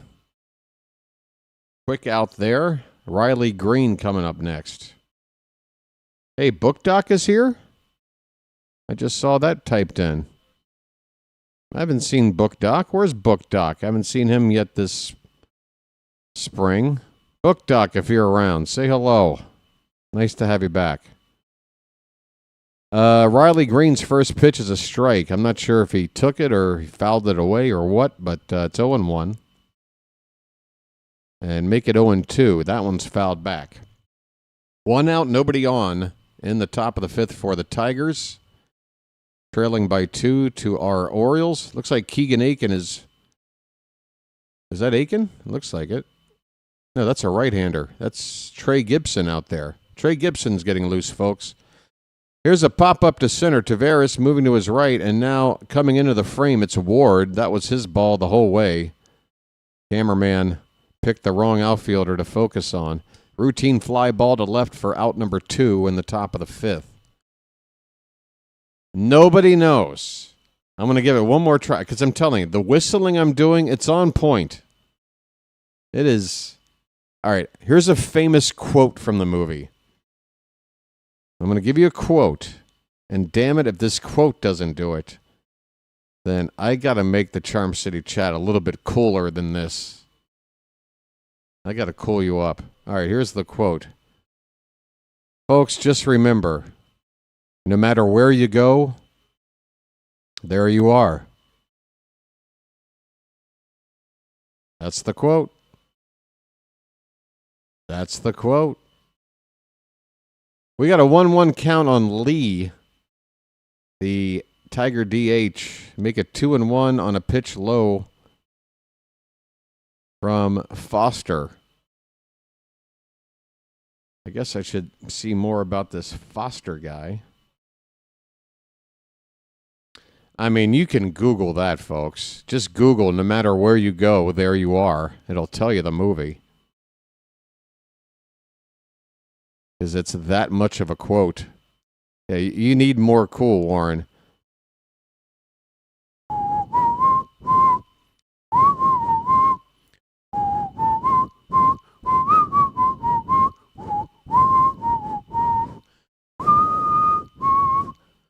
Jeff Goldblum is in this movie. Ellen Barkin is in this movie. Peter Weller, a.k.a. RoboCop, is in this movie. Christopher Lloyd is in this movie. John Lithgow is in this movie. Character actor Clancy Brown is in this movie. And you want to know why nobody knows it?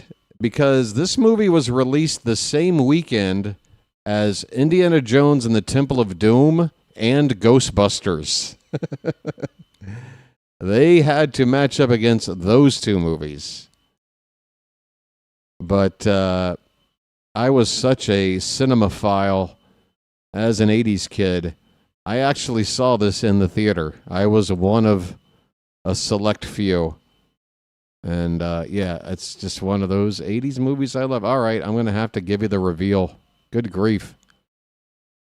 Folks, I'm talking about The Adventures of Buckaroo Banzai Across the Eighth Dimension. Thank you, Noel.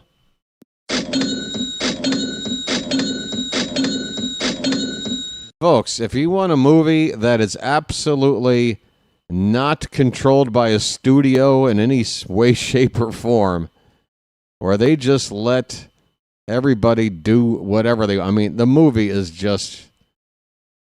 It's batshit crazy. I don't know how else to put it. I love it. Buckaroo Banzai. Somebody in this chat needs to go look up the ending credit theme song for that movie and tell me it's not a banger. It's a banger. Full count pitch to Lee is fouled away. We'll do it again. 2 out, nobody on, top of the 5th.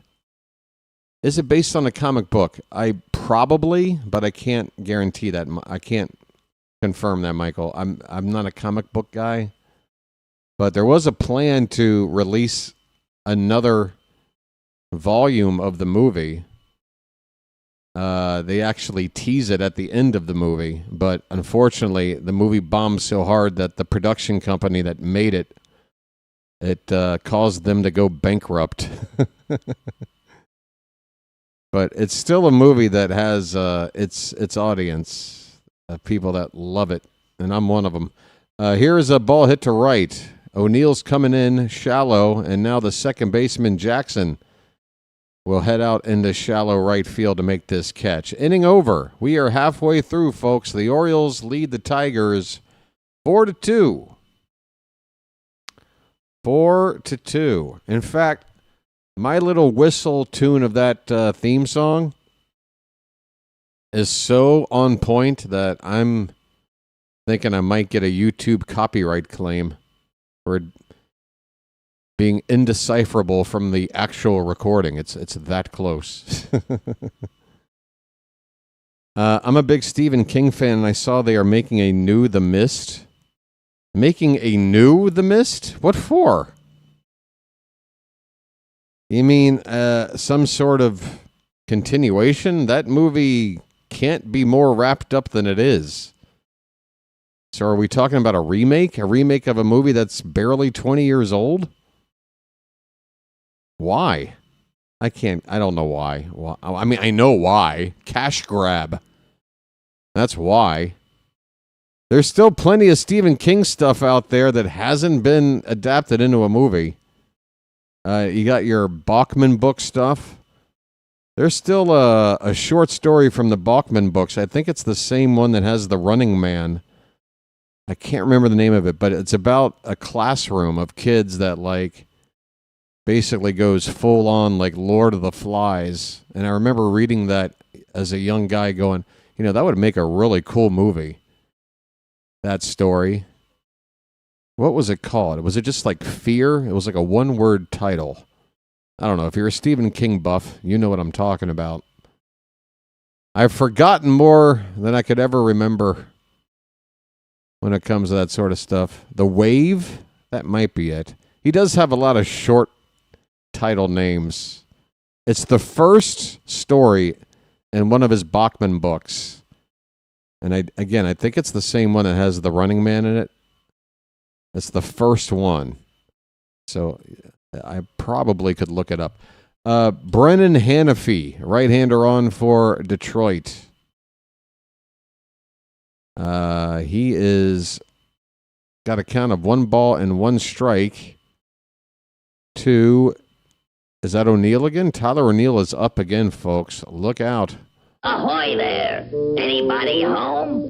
1-1 pitch inside, 2-1. Folks, Tyler O'Neill. I mean, at this point, do we just wrap him in plastic until opening day? Because I just want this Tyler O'Neill to be ready in a month.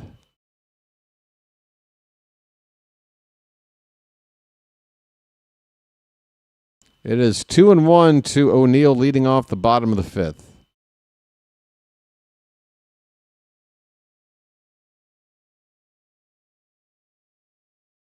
Hanafy's next pitch. O'Neill gets into that one, left center field. That ball is going to get down for a base hit. Folks, O'Neill is just willingly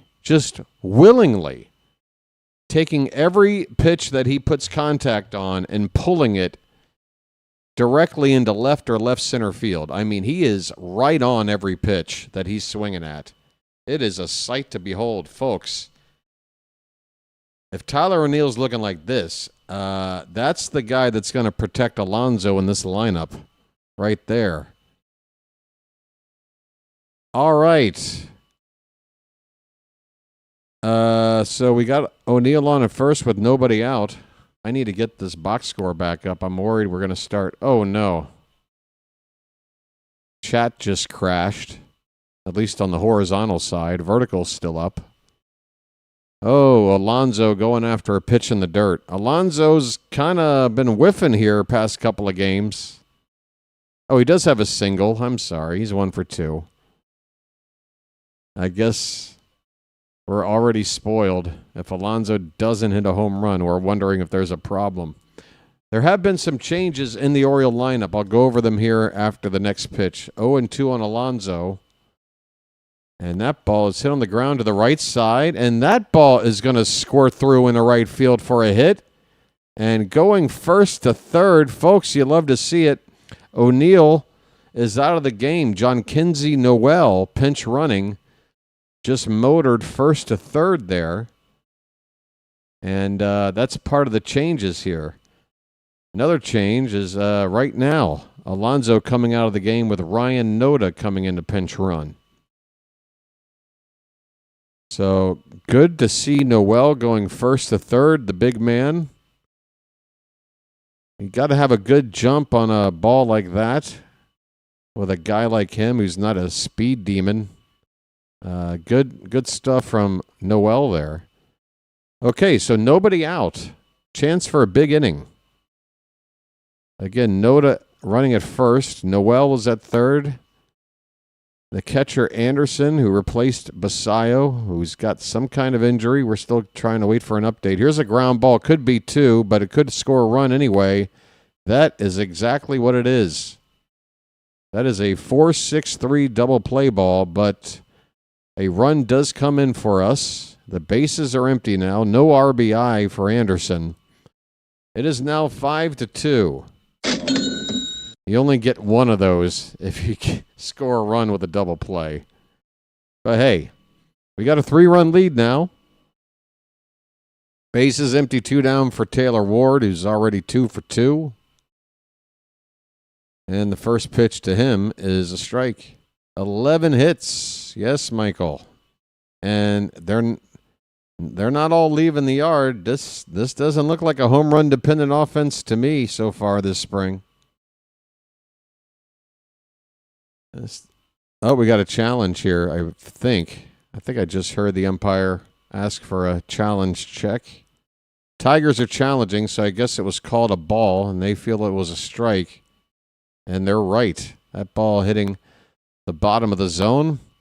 Just a little bit of the ball poking below, but majority of it in there for a strike. So Detroit wins the challenge. The count is 0-2 on Ward. Next pitch is about neck high. 1 ball and 2 strikes. Yeah, let me go to the full box score here. The Orioles have 1 home run and 2 doubles, 8 singles. This pitch is popped up on the infield, should end the inning, and will be caught at second base, and that'll do it. But Baltimore extend their lead with another run. It is now 5-2 as a run comes in on a double play ball. We go to the 6th. All right. And if we win this game, BW is going to have a perfect record calling games. I have not called a loss yet. And let's keep that Let's keep that going in the regular season. Hey, folks, an old friend is wanting to stop by.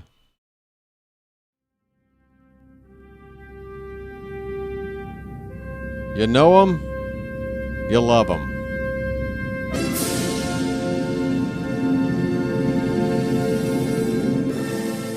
That's right, the Hat. Just wanting to check things out. The Hat in the spring, you know, the Hat is so weird. Just a weirdo. I feel like the Hat just tries to be different just to be different. But the Hat is actually more interested in being around for all our backup players, guys who have no chances of making the team. He wants to watch those guys for some reason. I don't know why. Not sure we get it over here, but Jazz representing the UK kind of put me off. Put you off in what way, Warren? I'm happy he's not playing for USA. It makes it easier to root against him. I'm not a fan of the guy.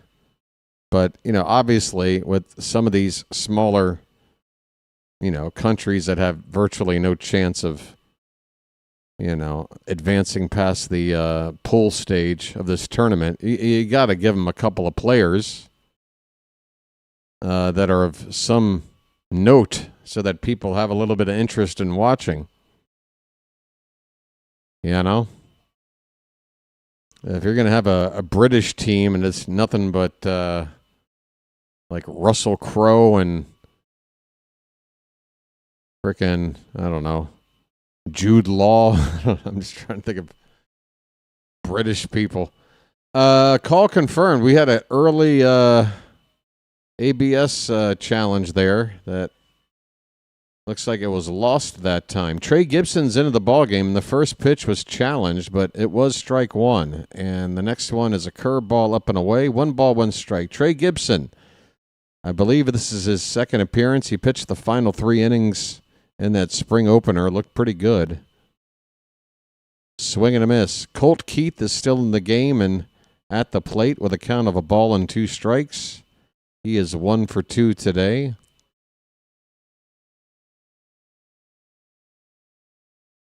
Oh, Russell Crowe's from Australia? Well, there you go. I suck. Here's a ground ball handled by the shortstop on the second base side of the bag. Big shift on there, and Keith is retired. Looks like the Orioles have made other changes in the field. Barrero is now at shortstop, who just made that play. Also taking over for Kerstad in left field, Sanchez.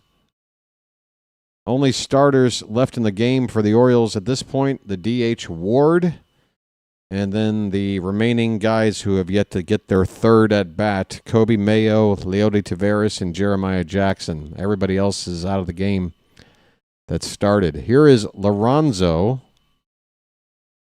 who taps one foul off to the right. The count for him is 1-1. Lorenzo is 1 for 1. Or is he 1 for 2? No, he's 1 for 1 with a walk. But I think he's about to be 1 for 2. Pitch outside, 2-1. 1 out, nobody on. In the top of the 6th, 5-2 Orioles. A reminder, folks, next game is going to be on Saturday against the Braves. Tomorrow's game against Pittsburgh will not be televised. However, the revolution will be. Baltimore, you are seeing history being made today. And that revolution is the Orioles breaking a 43-year-old drought. Swing and a miss. Nice slider by Gibson to get the strikeout. There you go. Well, y'all come back now, you hear?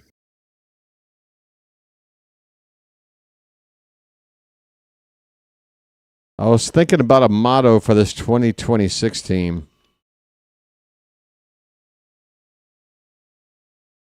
And here's a check swing by the second baseman Anderson. Appeal says he did not go. 1-0. 2 down, nobody on. Yeah, Noel's in the game. I mentioned already he pinch ran and went first to third on a hit. Stays in the game. He's in right field. They said Kjerstad was out of the game, and now I'm looking back at the box score, and that has been switched. Kjerstad is now showing to still be in the game, so it's spring, folks. Even the people who have to upload this information into the ESPN page, they're probably a little rusty too. 3-1 the count now on Anderson.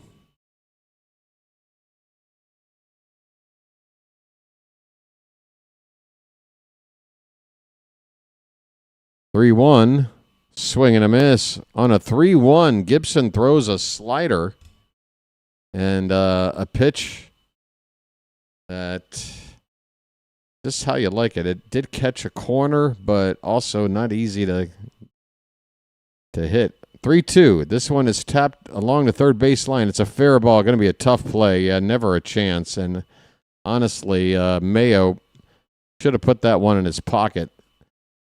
The throw was offline. First baseman had to come off the bag to keep it from going down the right field line.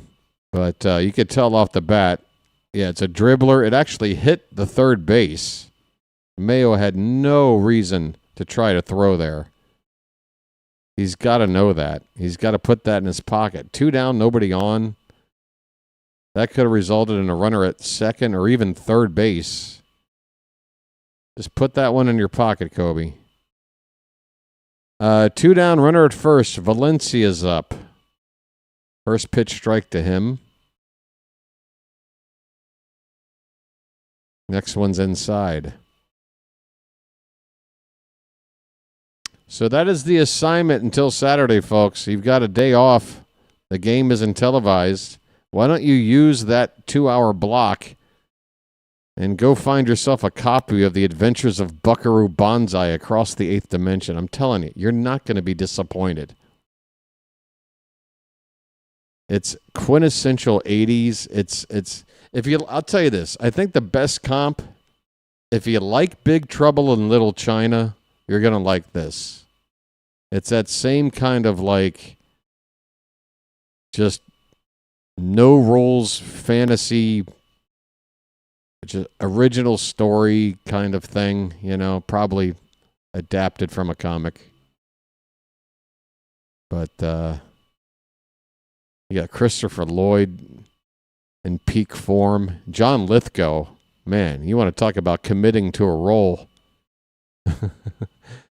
2-2 to Valencia. Breaking ball. That one's hit in the air to left and deep. Going back. Still going back. At the wall. Leaping. And that ball is, wow. Kjerstad lost his glove. That ball is into the stands for a 2-run homer. The Tigers get back to within a run with a 2-run homer off of Trey Gibson. And Kjerstad, knowing his fielding acumen, would have been asking a lot to make a home run robbing catch, which is what it would have been. Looks like he might have not been helped by a fan out there as well. But, yeah, that's too bad that fan, even though he had a right to be where he was to interact with the ball, it did ruin any chance for Kjerstad to possibly make that catch. Kjerstad had the glove higher, though. You know what? I mean, you could say the guy kind of distracted him, but that ball was in the heel of Kjerstad's glove. However, the glove came off his hand, but the ball landed on the wrong side of the fence. It would have been much better the other way around. The glove lands on the opposite side, and the ball drops in the field of play. But apparently it was the other way around. All right, 3-1 now on Cruz at the plate. 2 down, 2 runs in for the Tigers. Orioles lead 5-4, top of the 6th. Pitch, curveball, good one. for strike 2.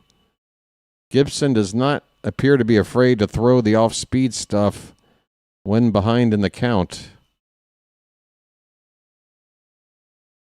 Payoff pitch. That is bouncing in there for ball 4. 2-out walk to Cruz. Gibson struggling more than he did in his first outing here. Although, again, with a little bit of luck, that 2-run homer could have been out number 3. Just did not work out that way. Did a known director direct Buckaroo Banzai? No, not a super known director. But what's really funny about the movie, there's a very interesting fact about that movie. The people who made that movie were wondering just how much they could get away with without studio interference. And they actually had a scene where Jeff Goldblum and another character are like walking through this lab, and inexplicably there's this giant watermelon sitting like just way out of place in the foreground, like on this like press machine. And Jeff Goldblum's character even asks, like, why is there a watermelon there? And the other character goes, don't worry about it. And they just walk through the room. And it turns out that scene, here's a ground ball to third, and Mayo can't handle it. Damn. Boy, folks. I don't think it's going to work out for Mayo at third base. This doesn't look like he's improved since last year. It seems like he's got first base okay, but it's like he's got the jitters at third. You got to be able to handle that ball. Man, oh man. This inning is not over, and Alvarez is going to come out and take Gibson out after 27 pitches. Not a good showing from him, but he wasn't exactly helped by the defense either. We've got a pitching change, folks. The Orioles lead at 5-4, but Detroit threatening with 2 on and 2 out. Coming in to pitch next is Yaqui. Yaqui? Y-A-Q-U-I? Yaqui Rivera? Oh, boy. I cannot figure out these names.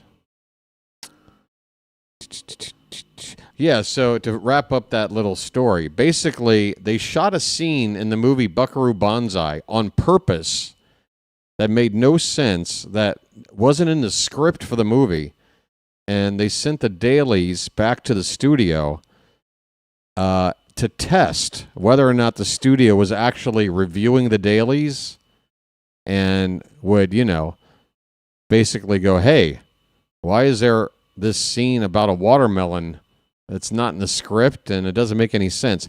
But they did that scene on purpose just to see if the studio was paying any attention.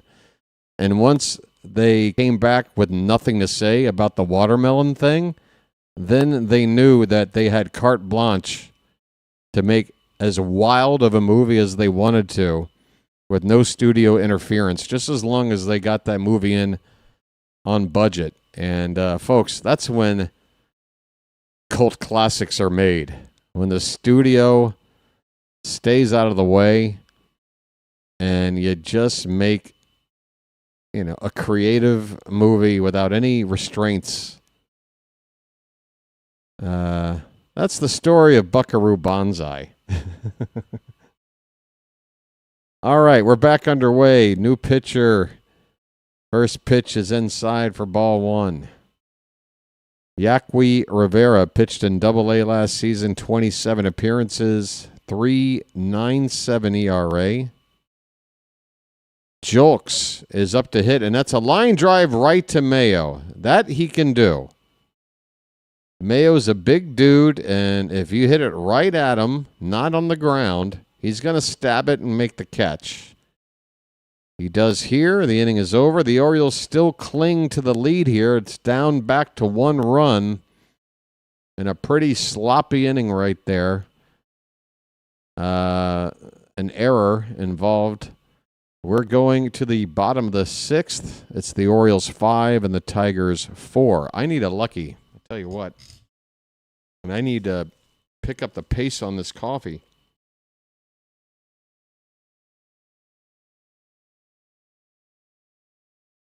Folks, thanks for hanging out with me. Be sure to hit the like button if you haven't already. It really helps out the channel, especially here in the spring. You know, the whole idea is, you know, we're not expecting a turnout like there would be in the regular season, but what we're trying to do is let YouTube know that this channel is the channel to go to for Oriole games when the regular season kicks off. So covering these spring games, being there for every televised game, that's what I want to do. I want to be the guy that when he searched for the Orioles live in YouTube, that I'm popping up at or near the top of the page.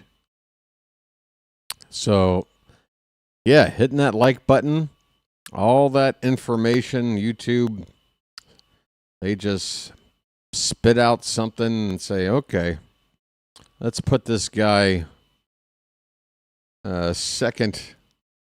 second recommendation or something, you know.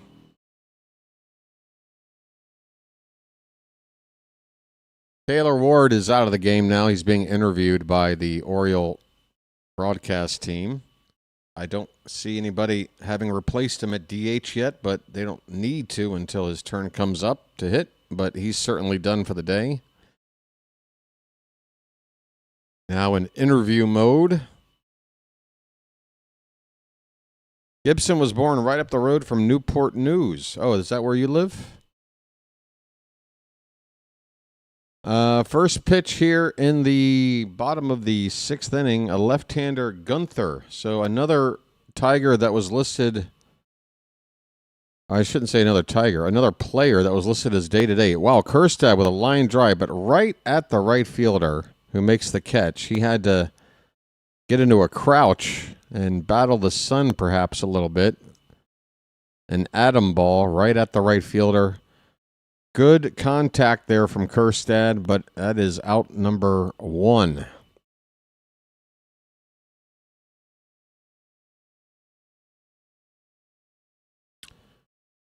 Here's Kobe Mayo. And while he has not looked good in the field, he does have a base hit today. An RBI single, and also a sac fly. This ball's crushed in the left. That ball's going to be off the base of the wall. Holy cow, Mayo's chugging for 2, and he'll get there sliding. Folks, I need to see the exit velo on this one. That ball went from his bat to the wall in under a second, I swear. That ball was hit extremely hard.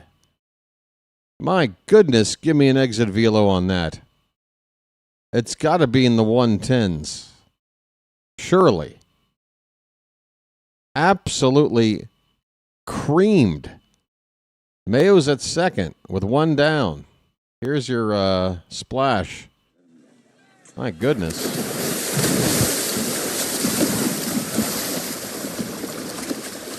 Leody Taveras at the plate. He's got a count of 0-1.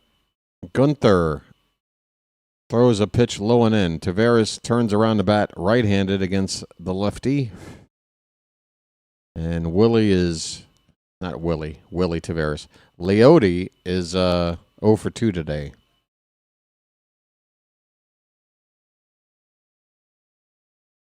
Gets jammed a little bit, fouls it away. 1 ball, 2 strikes.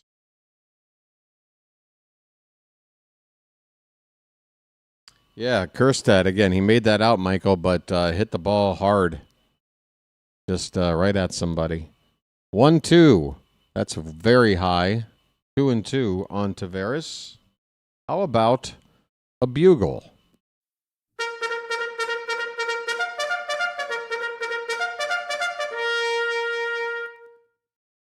The 2-2.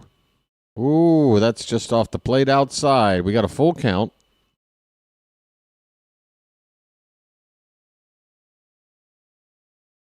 Who's that over there? Somebody's saying hi in the vertical stream. I don't want to ignore you. Here's a chopper. Handled at second base, and he will throw out Taveras for the second out. Moving up to third is Mayo, but there are now 2 down.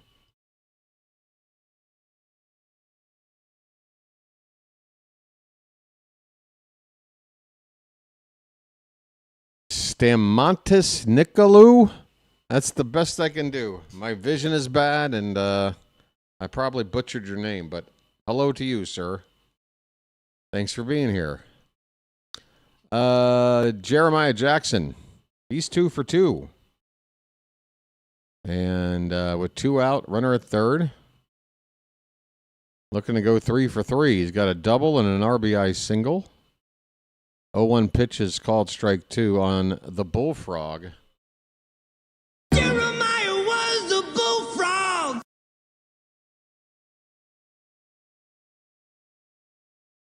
0-2 pitch up and in.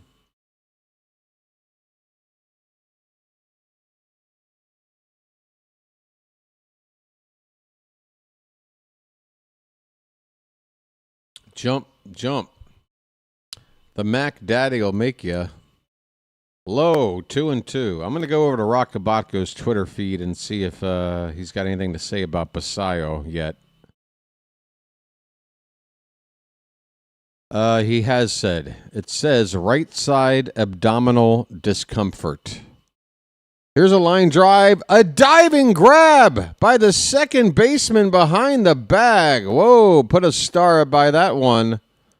Wow, who's that at second for Detroit? He just robbed what would have been an RBI base hit. That was Anderson. Max Anderson, 23-year-old out of Kansas City, robbing a would-be third hit of the day for Jeremiah and what would have been also his second RBI. We are through 6 innings. The Orioles lead this one 5-4. Top of the order due up for Detroit.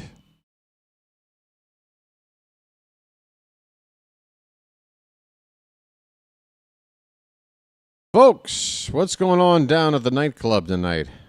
Where you from? Baltimore. What? Baltimore. Baltimore? What's that? Look, it doesn't really matter, all right? I mean, you know I'm a Lucky Strike fan from way back, so. This being Baltimore and all. Folks, when are we going to get an umpire that pisses me off? I haven't hit this button yet all spring. Oh, no, not the bees! Not the bees! Ah! Oh, my eyes! Eyes! Ah! Oh, your eyes, your eyes. In your eyes, the light, the heat, your eyes, I am complete. Your eyes, I see the doorway, your eyes, of 1,000 churches, your eyes. Sorry.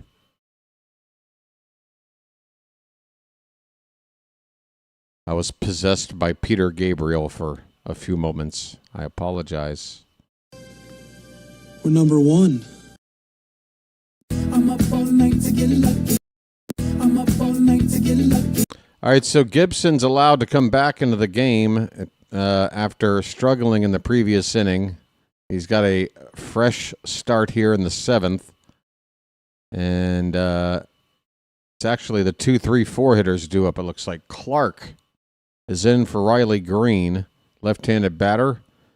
And a foul ball makes the count on him. 1 ball, 1 strike. Top of the 7th, 5-4 Baltimore.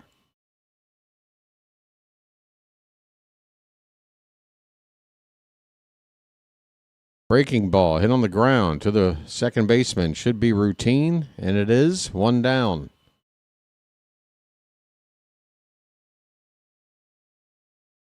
Who is Ardoin? Silas Ardoin. I do believe he's like the 6th catcher in our depth chart. Something like that. Could be wrong. Here's Lee coming up to hit for the 4th time today. and he immediately hits a ground ball to second. Should be another routine play, and it is. 2 quick outs for Gibson here in the 7th.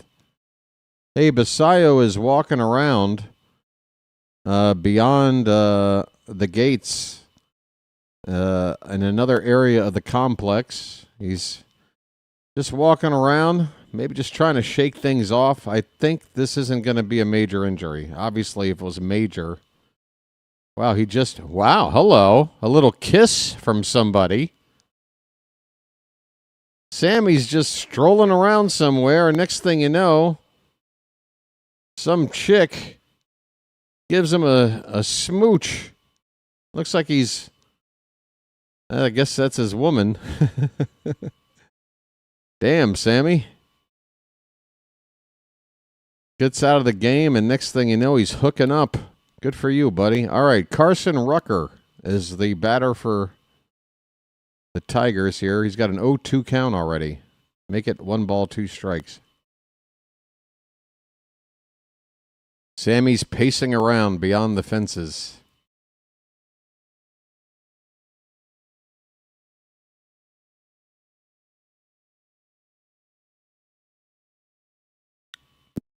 That ball's hit hard in the left. Stay in the yard. Stay in the yard. That ball snuck out of here. Damn it. A line drive home run by Rucker ties it up.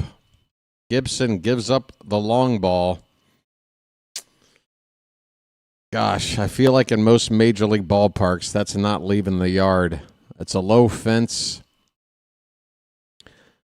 And that was a line drive that just got over that low fence. The Tigers have tied it up. A home run by Rucker, 5-5. Here is Lorenzo. He's still in the ball game. He's going after the first pitch, and another play for second base. This one's a tough one, and it's made. Hey now. That is Aaron Estrada into the ball game, and he had a busy inning. One of our newer additions, showing his defensive work. Couple of routine grounders, and then this one, he had to go far to his right and throw off 1 foot off balance, and made the play there to end the inning. We have hit the 7th inning stretch here.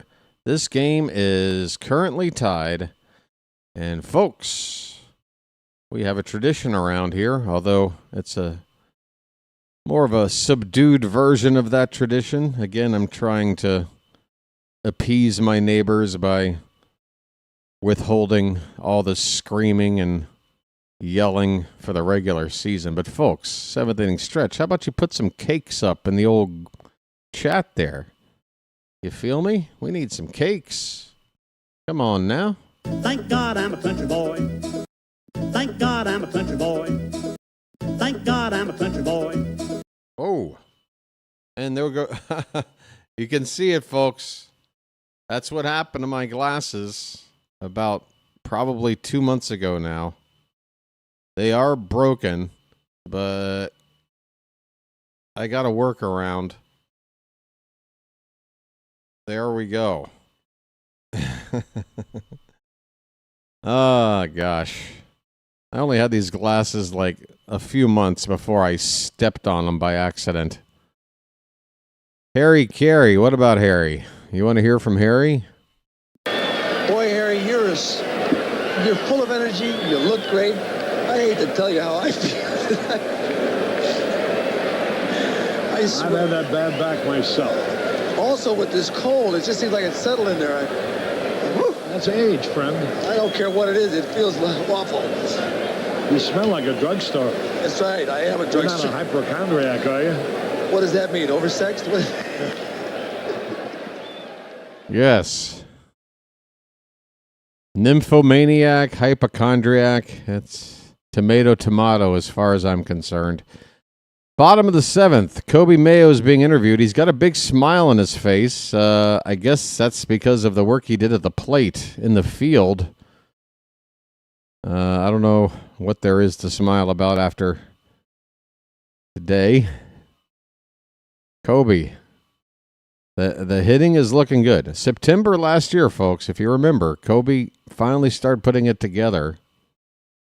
Seems to be carrying it over with the bat in the spring, but if he's going to play third base mostly every day until Westberg's return, if he returns, defense has got to be better than this. Here's a called strike. It is 3-1 on Jose Barrero. Played with the Cardinals last year in a handful of games. On a 3-1, he goes after it, hits a ground ball. Third baseman cuts off the shortstop and makes the play, 1 down. Why does it say Ward there? Is he due up or... Where the hell are we? Do I need to refresh some things? Refresh. Exciting. Whoops, that didn't work. Let me try that. John Kinsey Noel's got his first chance to swing the bat today. First pitch to him is a little bit off the plate for ball 1. Noel was with the Guardians. Made his major league debut playing us and hit a home run. That pitch inside, 2-0. Got a lot of power. Big man.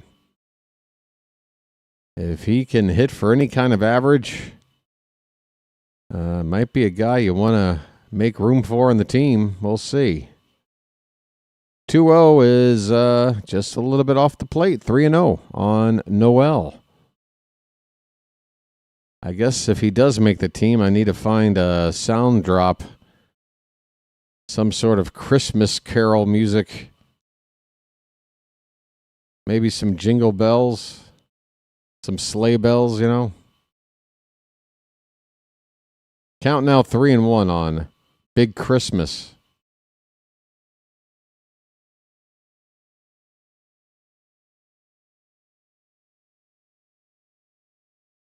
The pitch.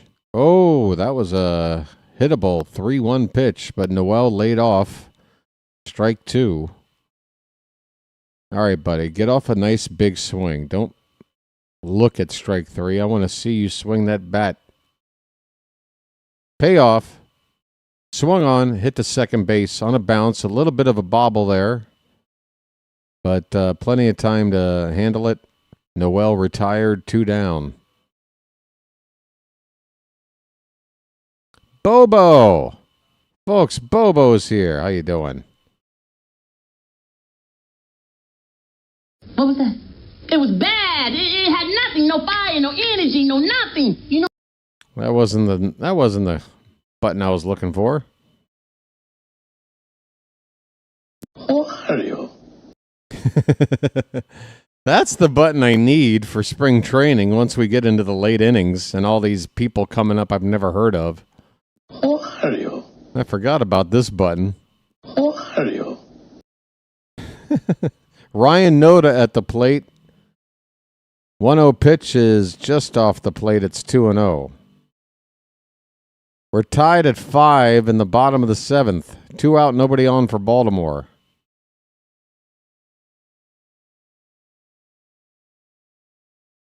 This one swung on and hit the first base.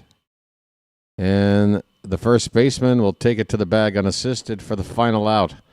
We go to the 8th. We are tied at 5. The Orioles with 12 hits. Tigers with 8. We did have a couple of opportunities to put more runs up than this and have a lead, but that is not the case. But we do have a couple of more frames to swing the bat.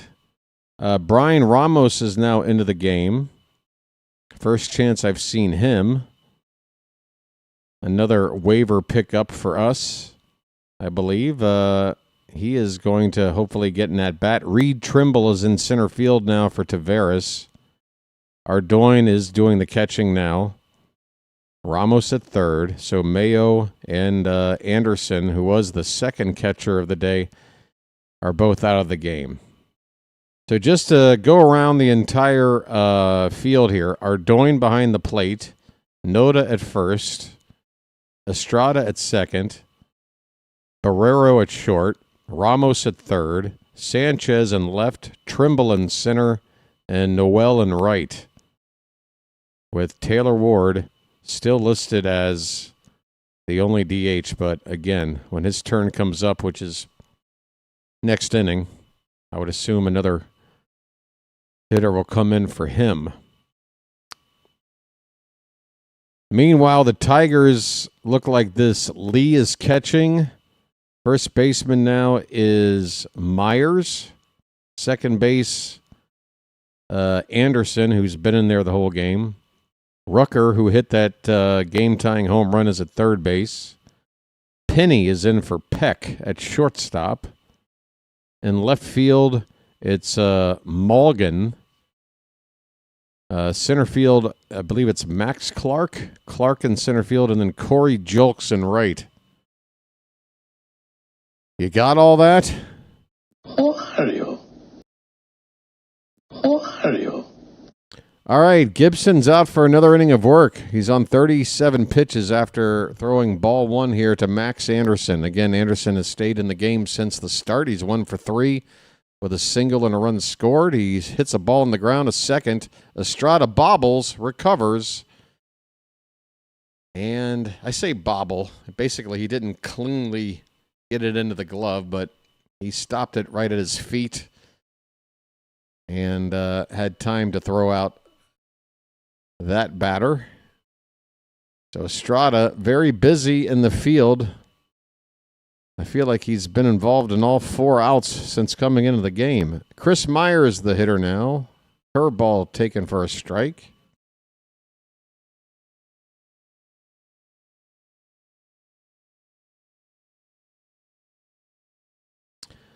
Yeah, I mean, we've got time to see Mayo improve, but just, early doors, it doesn't look pretty.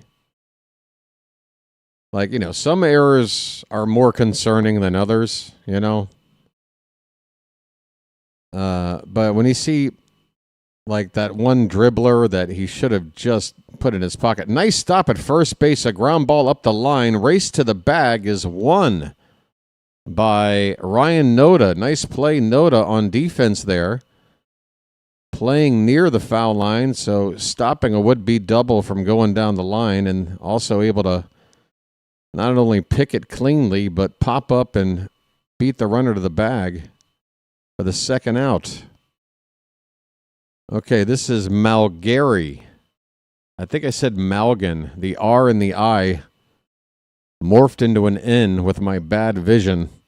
It's Malgary, Ben Malgary, right-handed batter, playing in left field. 1-0 pitch to him is a strike. Sinker at 92 from Gibson.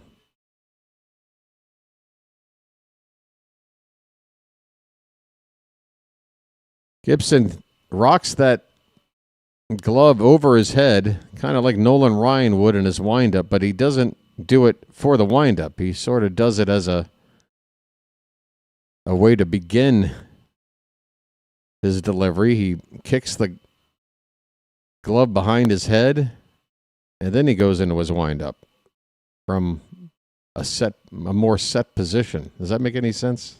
Let me watch again. Was that just a one-off? Let's see. He's got the ball in his hand. Yeah, he puts the glove behind his head, but then basically resets and then pitches. A little quirk. Hey, there's a called strike 3. Malgary caught looking in the inning. Folks. Well, y'all come back now, you hear? Well, y'all come back now, you hear? That'll do it here in the top of the 8th. Bottom of the 8th coming up. Remember, folks, spring training, no extra innings. If the Orioles want to win this one, they've got 2 frames left to take a lead. We're tied at 5. If we tie this, we'll have a record of 3-2-2.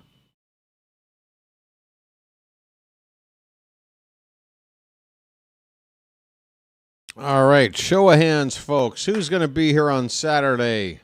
Orioles, Braves. Kyle Bradish on the mound. And also a chance to basically talk about the game that's not being televised tomorrow, where Shane Baz is going to make his debut. I'd imagine we're going to spend the first part of Saturday talking about what Baz did on Friday. Bobo is going to be here. That's what I'm talking about. Travis, yes. Phantom. Come on, folks. Join in. A show of hands. Show me your hands. Give BW a hand. Michael says he'll be around, but Virginia's playing Duke. Are they into tournament time now? Is that for ACC tournament, or is that still like regular season? It better be a tournament game, Michael, or else not thick enough. Get your butt on over here. Carlos Pena is on for the Tigers, a lefty. Pitched in double and triple A last season. Combined ERA of 3.73. Wow. A combined 51-5 record between those two college teams. Here's a ground ball hit softly to short. Charging on it is... Who is the shortstop for Detroit? Penny makes the play. And that was Vasquez pinch hitting in the DH spot for Ward. Or no, that was Ramos. I apologize. Vasquez coming up now. So Brian Ramos got his first cut of the day. Ground ball out to short. And here's Vasquez hitting a ball into center field. That's going to hang up there for an easy second out. 2 away quickly for the Orioles. We might have to walk it off today, folks. But we only get 1 inning to do that. There's already 2 down in the 8th. Base is empty here. Reed Trimble due up next. Oh, Trimble's a switch hitter? This is news to me. See, folks, I don't know everything, and I'm willing to admit it. I did not know Trimble was a switch. First pitch fouled away to Trimble. I've seen him hit from the left side. First time seeing him hit from the right. That's a called strike. Do we want to challenge that one? I mean, I feel like we've got 1 left to use. We're late in the game. Catcher definitely pulled it back from the outside part of the plate. 0-2 pitch. That's a little bit inside. 1-2. 5-5 ball game in the bottom of the 8th.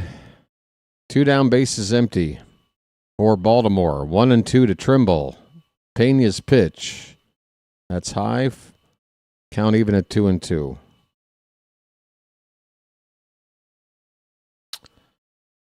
I wonder, I'm going to take a peek right now and see if any of my buddies are streaming. If I can maybe send you somewhere after this game's over. Oh, now we're challenging. Yeah, that's a ball. That's 2.5 inches out of the zone. That is definitely a ball. The Tigers just lost their last challenge. 2-2 pitch. Outside, full count on Trimble.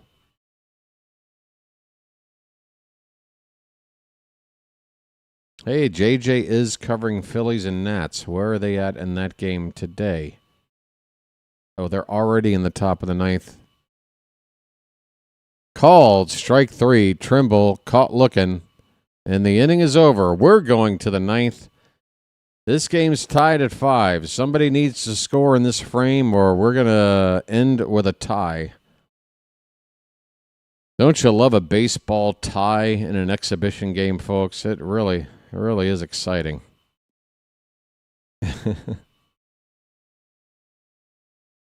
I don't know. Part of me would rather have tie games in the regular season versus this ghost runner nonsense. It's going to be that kind of party. I'm just going to stick something in the mashed potatoes. All right, well, I'm going to set up to send you to JJ. We'll see if it materializes or not.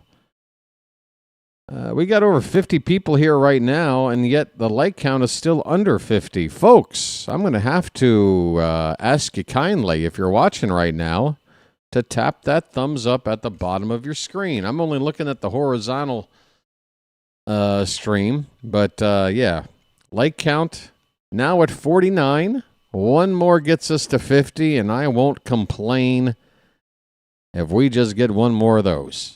What do you say we get that? There you go. You see? The magic of reminding people. It's something I really don't enjoy doing, folks. I don't want to bug people. I know there's channels out there that tell you to do it like every 3 minutes. I don't want to be one of those channels. And again, I was very thrilled with yesterday's turnout, all things considered. And I think I brought up hitting the like button once, and we got over 60 likes. 70 combined with the vertical stream. So you guys really do a good job even without the constant reminders. But I do appreciate it. Up to 54 likes. Wow. Maybe I should just keep talking about it. I'll just keep talking about it till we get to 60 now. Now I'm greedy. No, I'm fine. We're good. I appreciate it. All right. Well, if asking for likes worked that well, why don't we go one step further? Hey, if you're not subscribed, let's try to get that sub count up to 3670 today. I think we're a couple away from watching that ticker roll over. The old odometer. Oh, that's perfect. Why didn't I think of that sooner? Folks, the sub count here on the BirdWatcher channel is the odometer. Get it? Good. All right. Top of the ninth. First pitch strike. Next pitch ground ball to short. Should be routine. One out. I don't know who's hitting. I don't know who's pitching. Hold on. Where the hell are we? I believe that was Penny making the ground ball out. By the way, new pitcher in for Baltimore. Never heard of this guy. Andrew Magno. Right-hander. No, left-hander. He bats right-handed, as if that matters. Magno. Oh, you can have a lot of fun with that name for nicknames. Magno. I mean, is that an X-Man? Or is he in the DC or Marvel universe? I don't keep up with that crap. 0-1 pitch.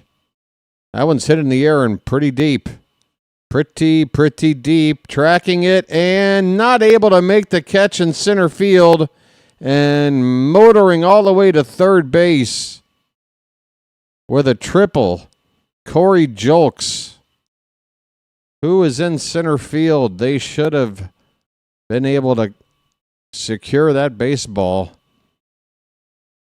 That was Reed Trimble out there. And now the Tigers have a chance to get the lead late. With the runner at third and only one out. Yeah, Trimble, what are you doing, man?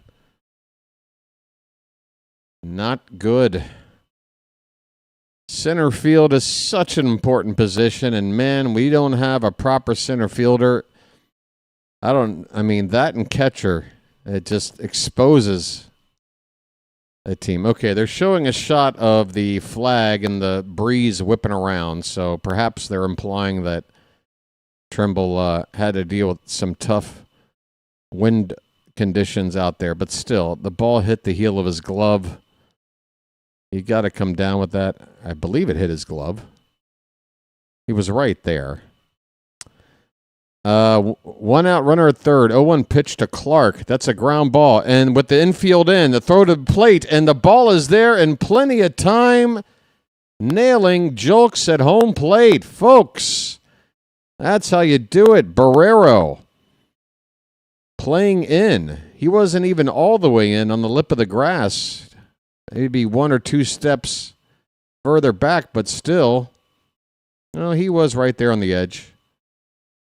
And he fires home perfectly. The catcher just holding the baseball, waiting for that runner to slide in for the second out. 2 down, runner at first. So, yes, maybe worst case we get out of here with a tie. Here's How are you, Lee? How are you, Lee? You've been in the game all day. How are you? Lee is 1 for 4. And the pitch here from Magno is high for ball 1.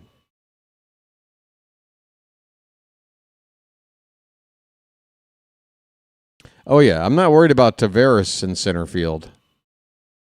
But I've seen Beavers there. I've seen Trimble there. And I don't like it.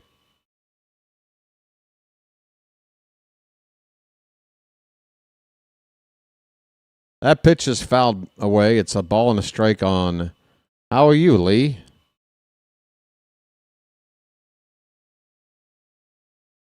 Maybe I'll get my name legally changed to I'm Fine. And that I can hang out with this guy. How are you? And I'm fine.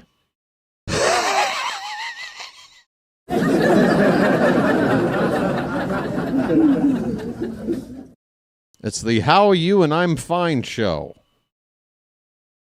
2-1 on How are you, Lee? Pitch. That one is hit in the air to left. That's going to be trouble. No, it's not. It's going to hang up there. Thank you. It's caught going into foul ground in left field to end the inning. Folks, Sanchez with the catch. And, or no, he's out of the game. Who's in left now? Trimble's in center. He replaced... to hell with it. We're going to the bottom of the 9th, tied at 5. Folks, let's walk it off.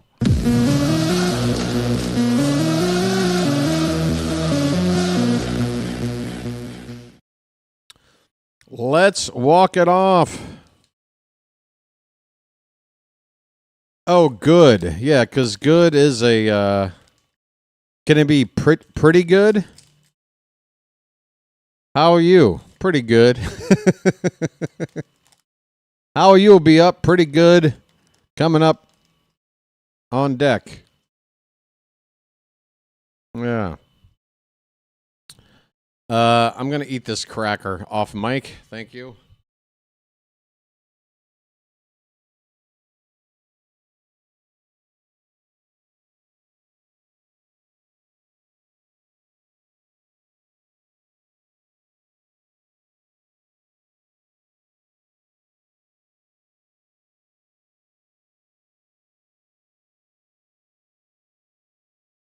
You better be kidding. I'm kidding. Yeah, Cowser, I was surprised to not see him in the lineup for 2 straight games. I'm wondering if he's got a day-to-day thing going on.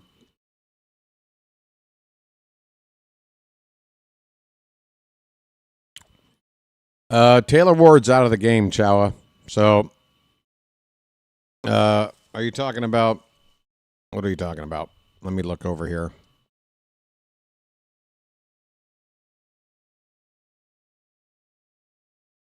Yep, it has to be refreshed. That is something that's going to be, unfortunately, a problem, even in the regular season. It's freezing more than it normally does. Maybe it won't freeze like that once we get into the regular season. This ball's in the left. That ball is going to be... Is that ball... Where is that ball? Is that gone? Or did it bounce over the wall? It bounces over the left field wall for a ground rule double. Folks, the Orioles might walk it off. We've got the winning run at second base and nobody out. Who was that on that swing? Was that Vasquez? No, that was Estrada, I believe. Aaron Estrada. He's made a nice play on defense, and here he is with a double, representing the winning run at second base. This should be now Ardoin at the plate. Yes, Silas Ardoin. And I'm telling you, buddy, you got to move this guy over. Jeremiah's on deck. You got one job right here, buddy. That pitch is outside. He's got a count of 2-0. So Estrada, he's got some decent speed. He's at second base. And then you got Jeremiah on deck. I'm not too confident Ardoin can deliver the game-winning hit here. I just want to see him give us a productive out and get that runner over to third. The count on him right now is 2 balls and a strike. The pitch. That's called strike 2. And do we have a challenge left? Honestly, now's the time to use it.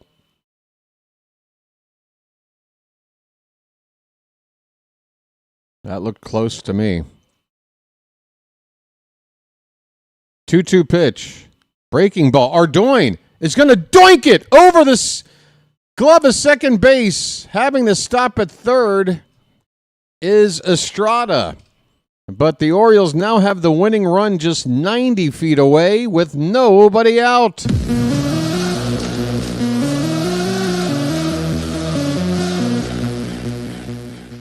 I'm ready to walk it off. I'm like a guy who's just gone to the Golden Corral buffet. I need to walk it off. Here we go. It's Sanchez, left-handed batter. He's taking a big cut on the first pitch and pops it up. Get out of play. Cameraman has no idea where it went. Luckily, it left the field of play. Foul ball. 0-1 the count on Jordan Sanchez. Rookie ball last year. .291 average. Had an OPS of .951. It's a lefty-on-lefty matchup. Pitch. Oh, what are you swinging at? It's 0-2. Sanchez pressing here. He wants to drive in that winning run, but, buddy, there's nobody out. Wait for your pitch. You can't wait now. Now you got to protect. 0-2 the count on Sanchez. Pitch. He lays off one low. Folks, one more bugle. What do you say?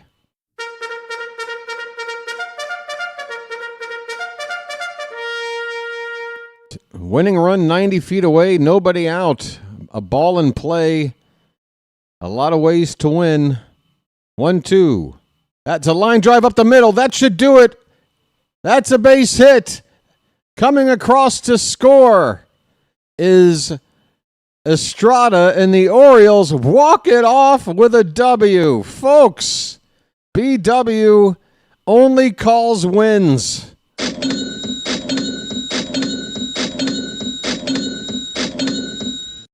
I got the magic, folks.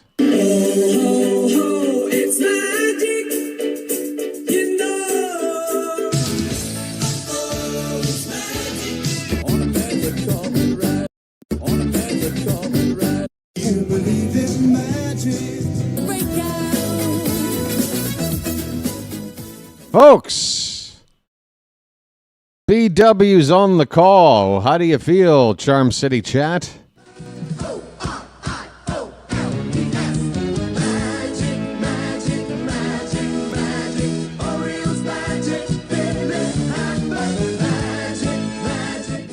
Right down to the last sip of watered down room temperature iced coffee.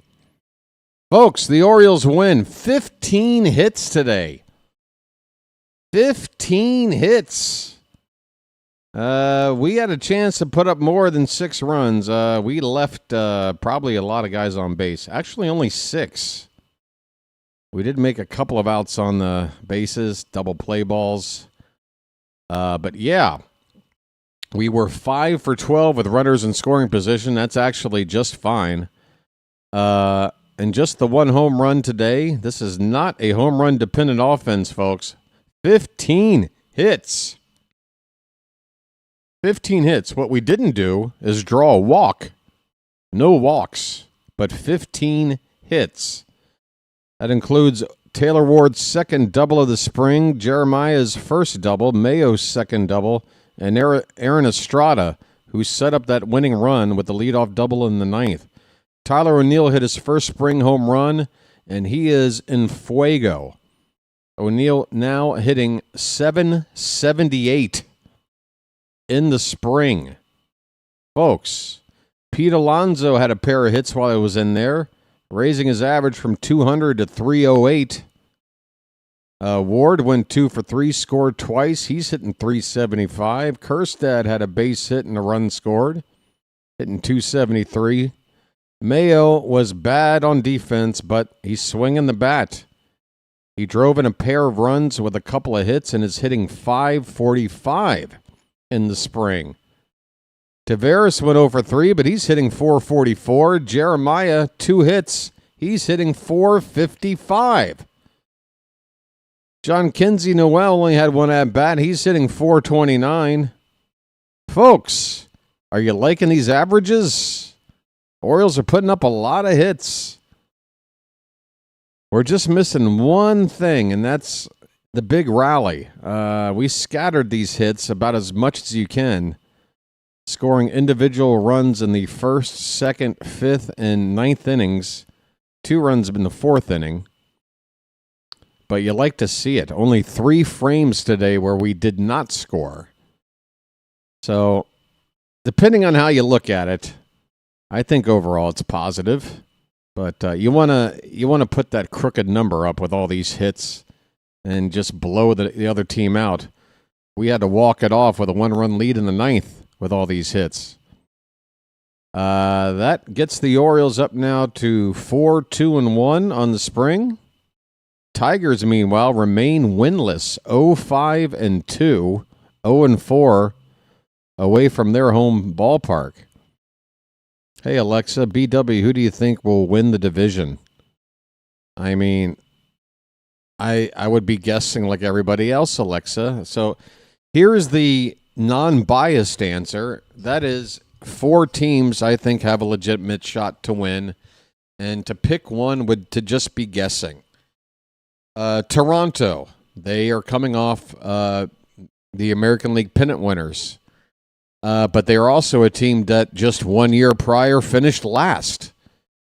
This is a division that is going to be a gauntlet. And I don't think anybody, whether you're Toronto, Boston, New York, us, I don't think anybody should be sitting there feeling confident about winning the division. I think everybody just needs to be prepared to battle. Now, if you want my biased answer, the friggin' Orioles. Of course, that's who I think. It's my team.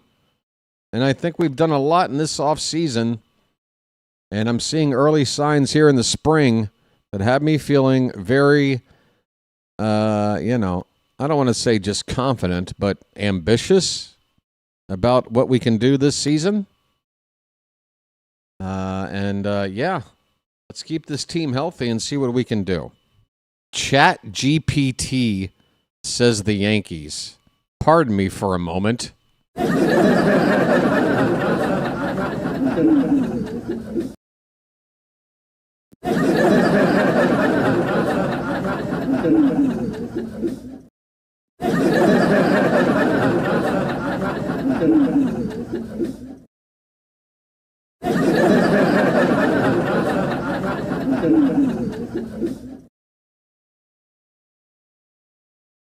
Alexa. Alexa. First of all, Alexa, you're not the Alexa that's also like AI, right? Are you the same Alexa that like turns on my coffee for me in the morning? Folks, please, if you want to talk about baseball, don't refer to AI to tell you things. Okay? Let's leave the, let's leave the analysis and opinions about who can do what to the human brain. Okay?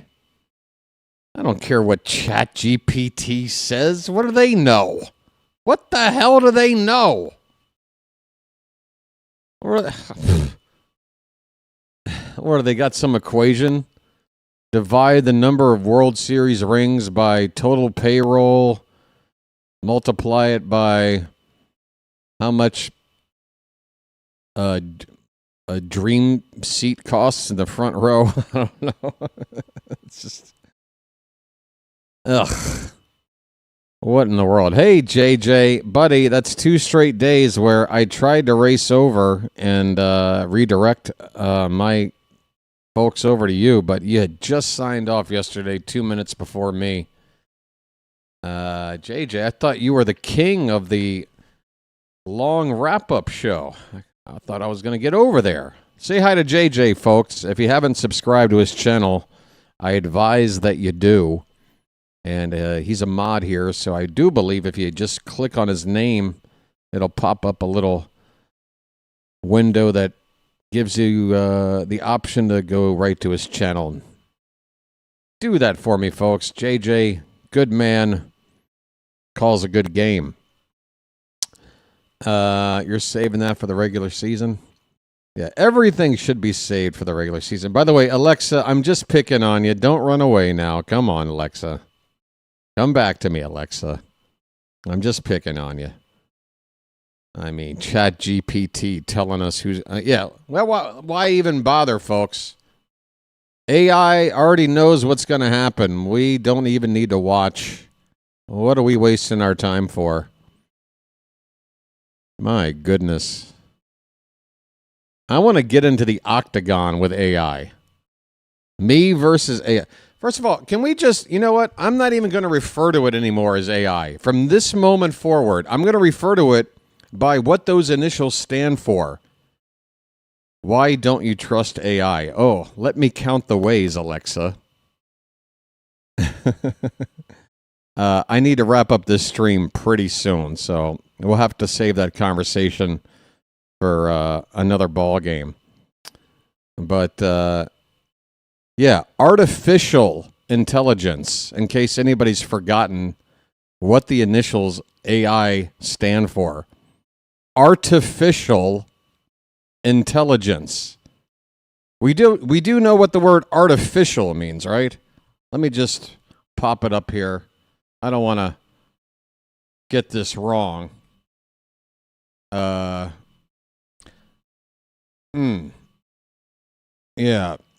It doesn't occur naturally. It's, insincere is also like an artificial smile. False is a simile. Or a, what do you call it? A synonym. Excuse me. So false intelligence is basically... It's programmed by humans, though. Okay. Again, Alexa, if you want to depend on ChatGPT to predict the future of sporting for you, by all means, I'm not going to stop you. I just think it's nuts. What the hell do they know? What the hell do they know about something like that? I mean, yeah, you can go there. Folks, there's things that are helpful with AI, sure. And telling you who's going to win something is meaningless. It means nothing. I'm sorry. Yeah, I'll just leave it at that. Again, I'm not trying to pick on you, Alexa. I was trying to keep the bridge from getting burned. We're fine. Again, you do you. I'm just going to sit here and make fun of it for whoever knows how long. You know what I'm going to refer to? First, somehow I was able to accumulate intelligence and have information stored in my head before AI existed. Am I supposed to be under the impression that just because AI is now here that I must use it in order to keep up with everybody else's intelligence? I don't think so. I think I'm still able to keep up with you guys without it. And that's my plan. But that's just me. Anyway, I wasn't planning on things going this way. Yes, Allen Iverson. That's another form of AI. That's probably the AI I prefer. Allen Iverson. We're going to move on from this topic, okay, folks?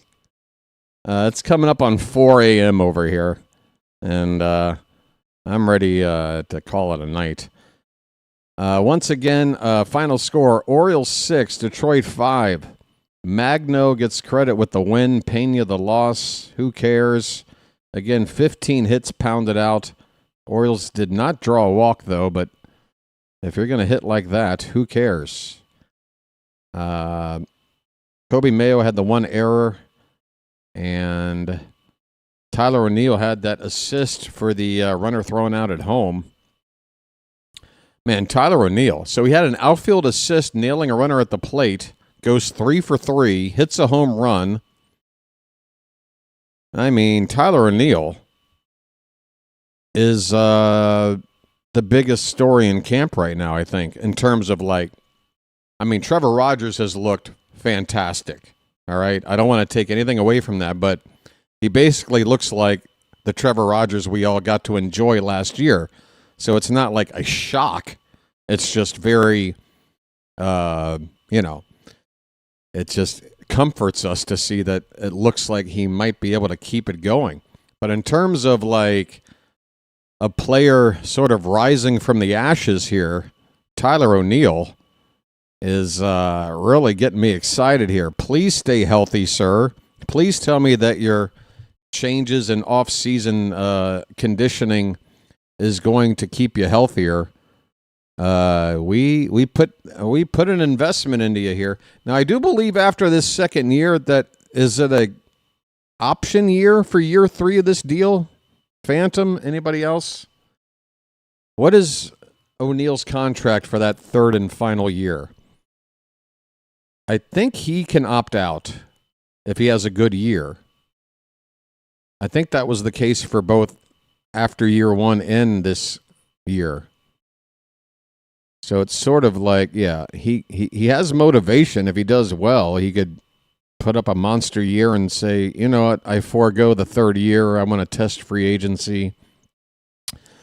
Year 3 is a player option. Thanks for that confirmation, Phantom. Yeah, so look, say what you want about how you feel about these options and these contracts, but I think in the case of O'Neill, given the situation we got here, if it's motivation for him to stay healthy and put up a big year so that he can opt out and leave us for a bigger deal somewhere else, that's fine. I mean, I think our organization would be able to absorb him walking and the $19.5 million or whatever it is that we'd be paying him. We'll replace it. That's fine. So, yeah, I think let's just get a good year out of O'Neill, and whatever happens resulting from a good year, so be it. I'm good either way. All right. I think that is going to wrap things up. Hey, David in France was here. How you doing, David? And let me just shout out as many people as I can. Colton Berge, Nomadic Brian, David in France, Cosmos Archipelago, Phantom is here, of course, JJ as well, Alexa again. Let's agree to disagree about our love of AI. Nomadic Brian, did I say your name already? George. It looks like a lot of you are all the same people. Chilo was here. On Point. Travis. Bobo. Oh, my brother stopped in. And again, he's calling me by the names he called me when I was like 5 years old. Can't help himself. But he says he loves his brother, the Birdwatcher. Thank you, Matt. I love you too, buddy. If you're still around, thank you. And on the vertical side here, we had Charles hanging out over there. Let me see. Oh, I can unplug this and just put it in my lap. That's what she said. Hold on. Yeah, let's see here. Now that I can read. Yes. Oh my God, I can't read. Ugh. It's yeah.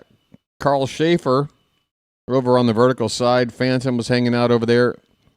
Stamatis Nicolou. Forgive me if I butchered that.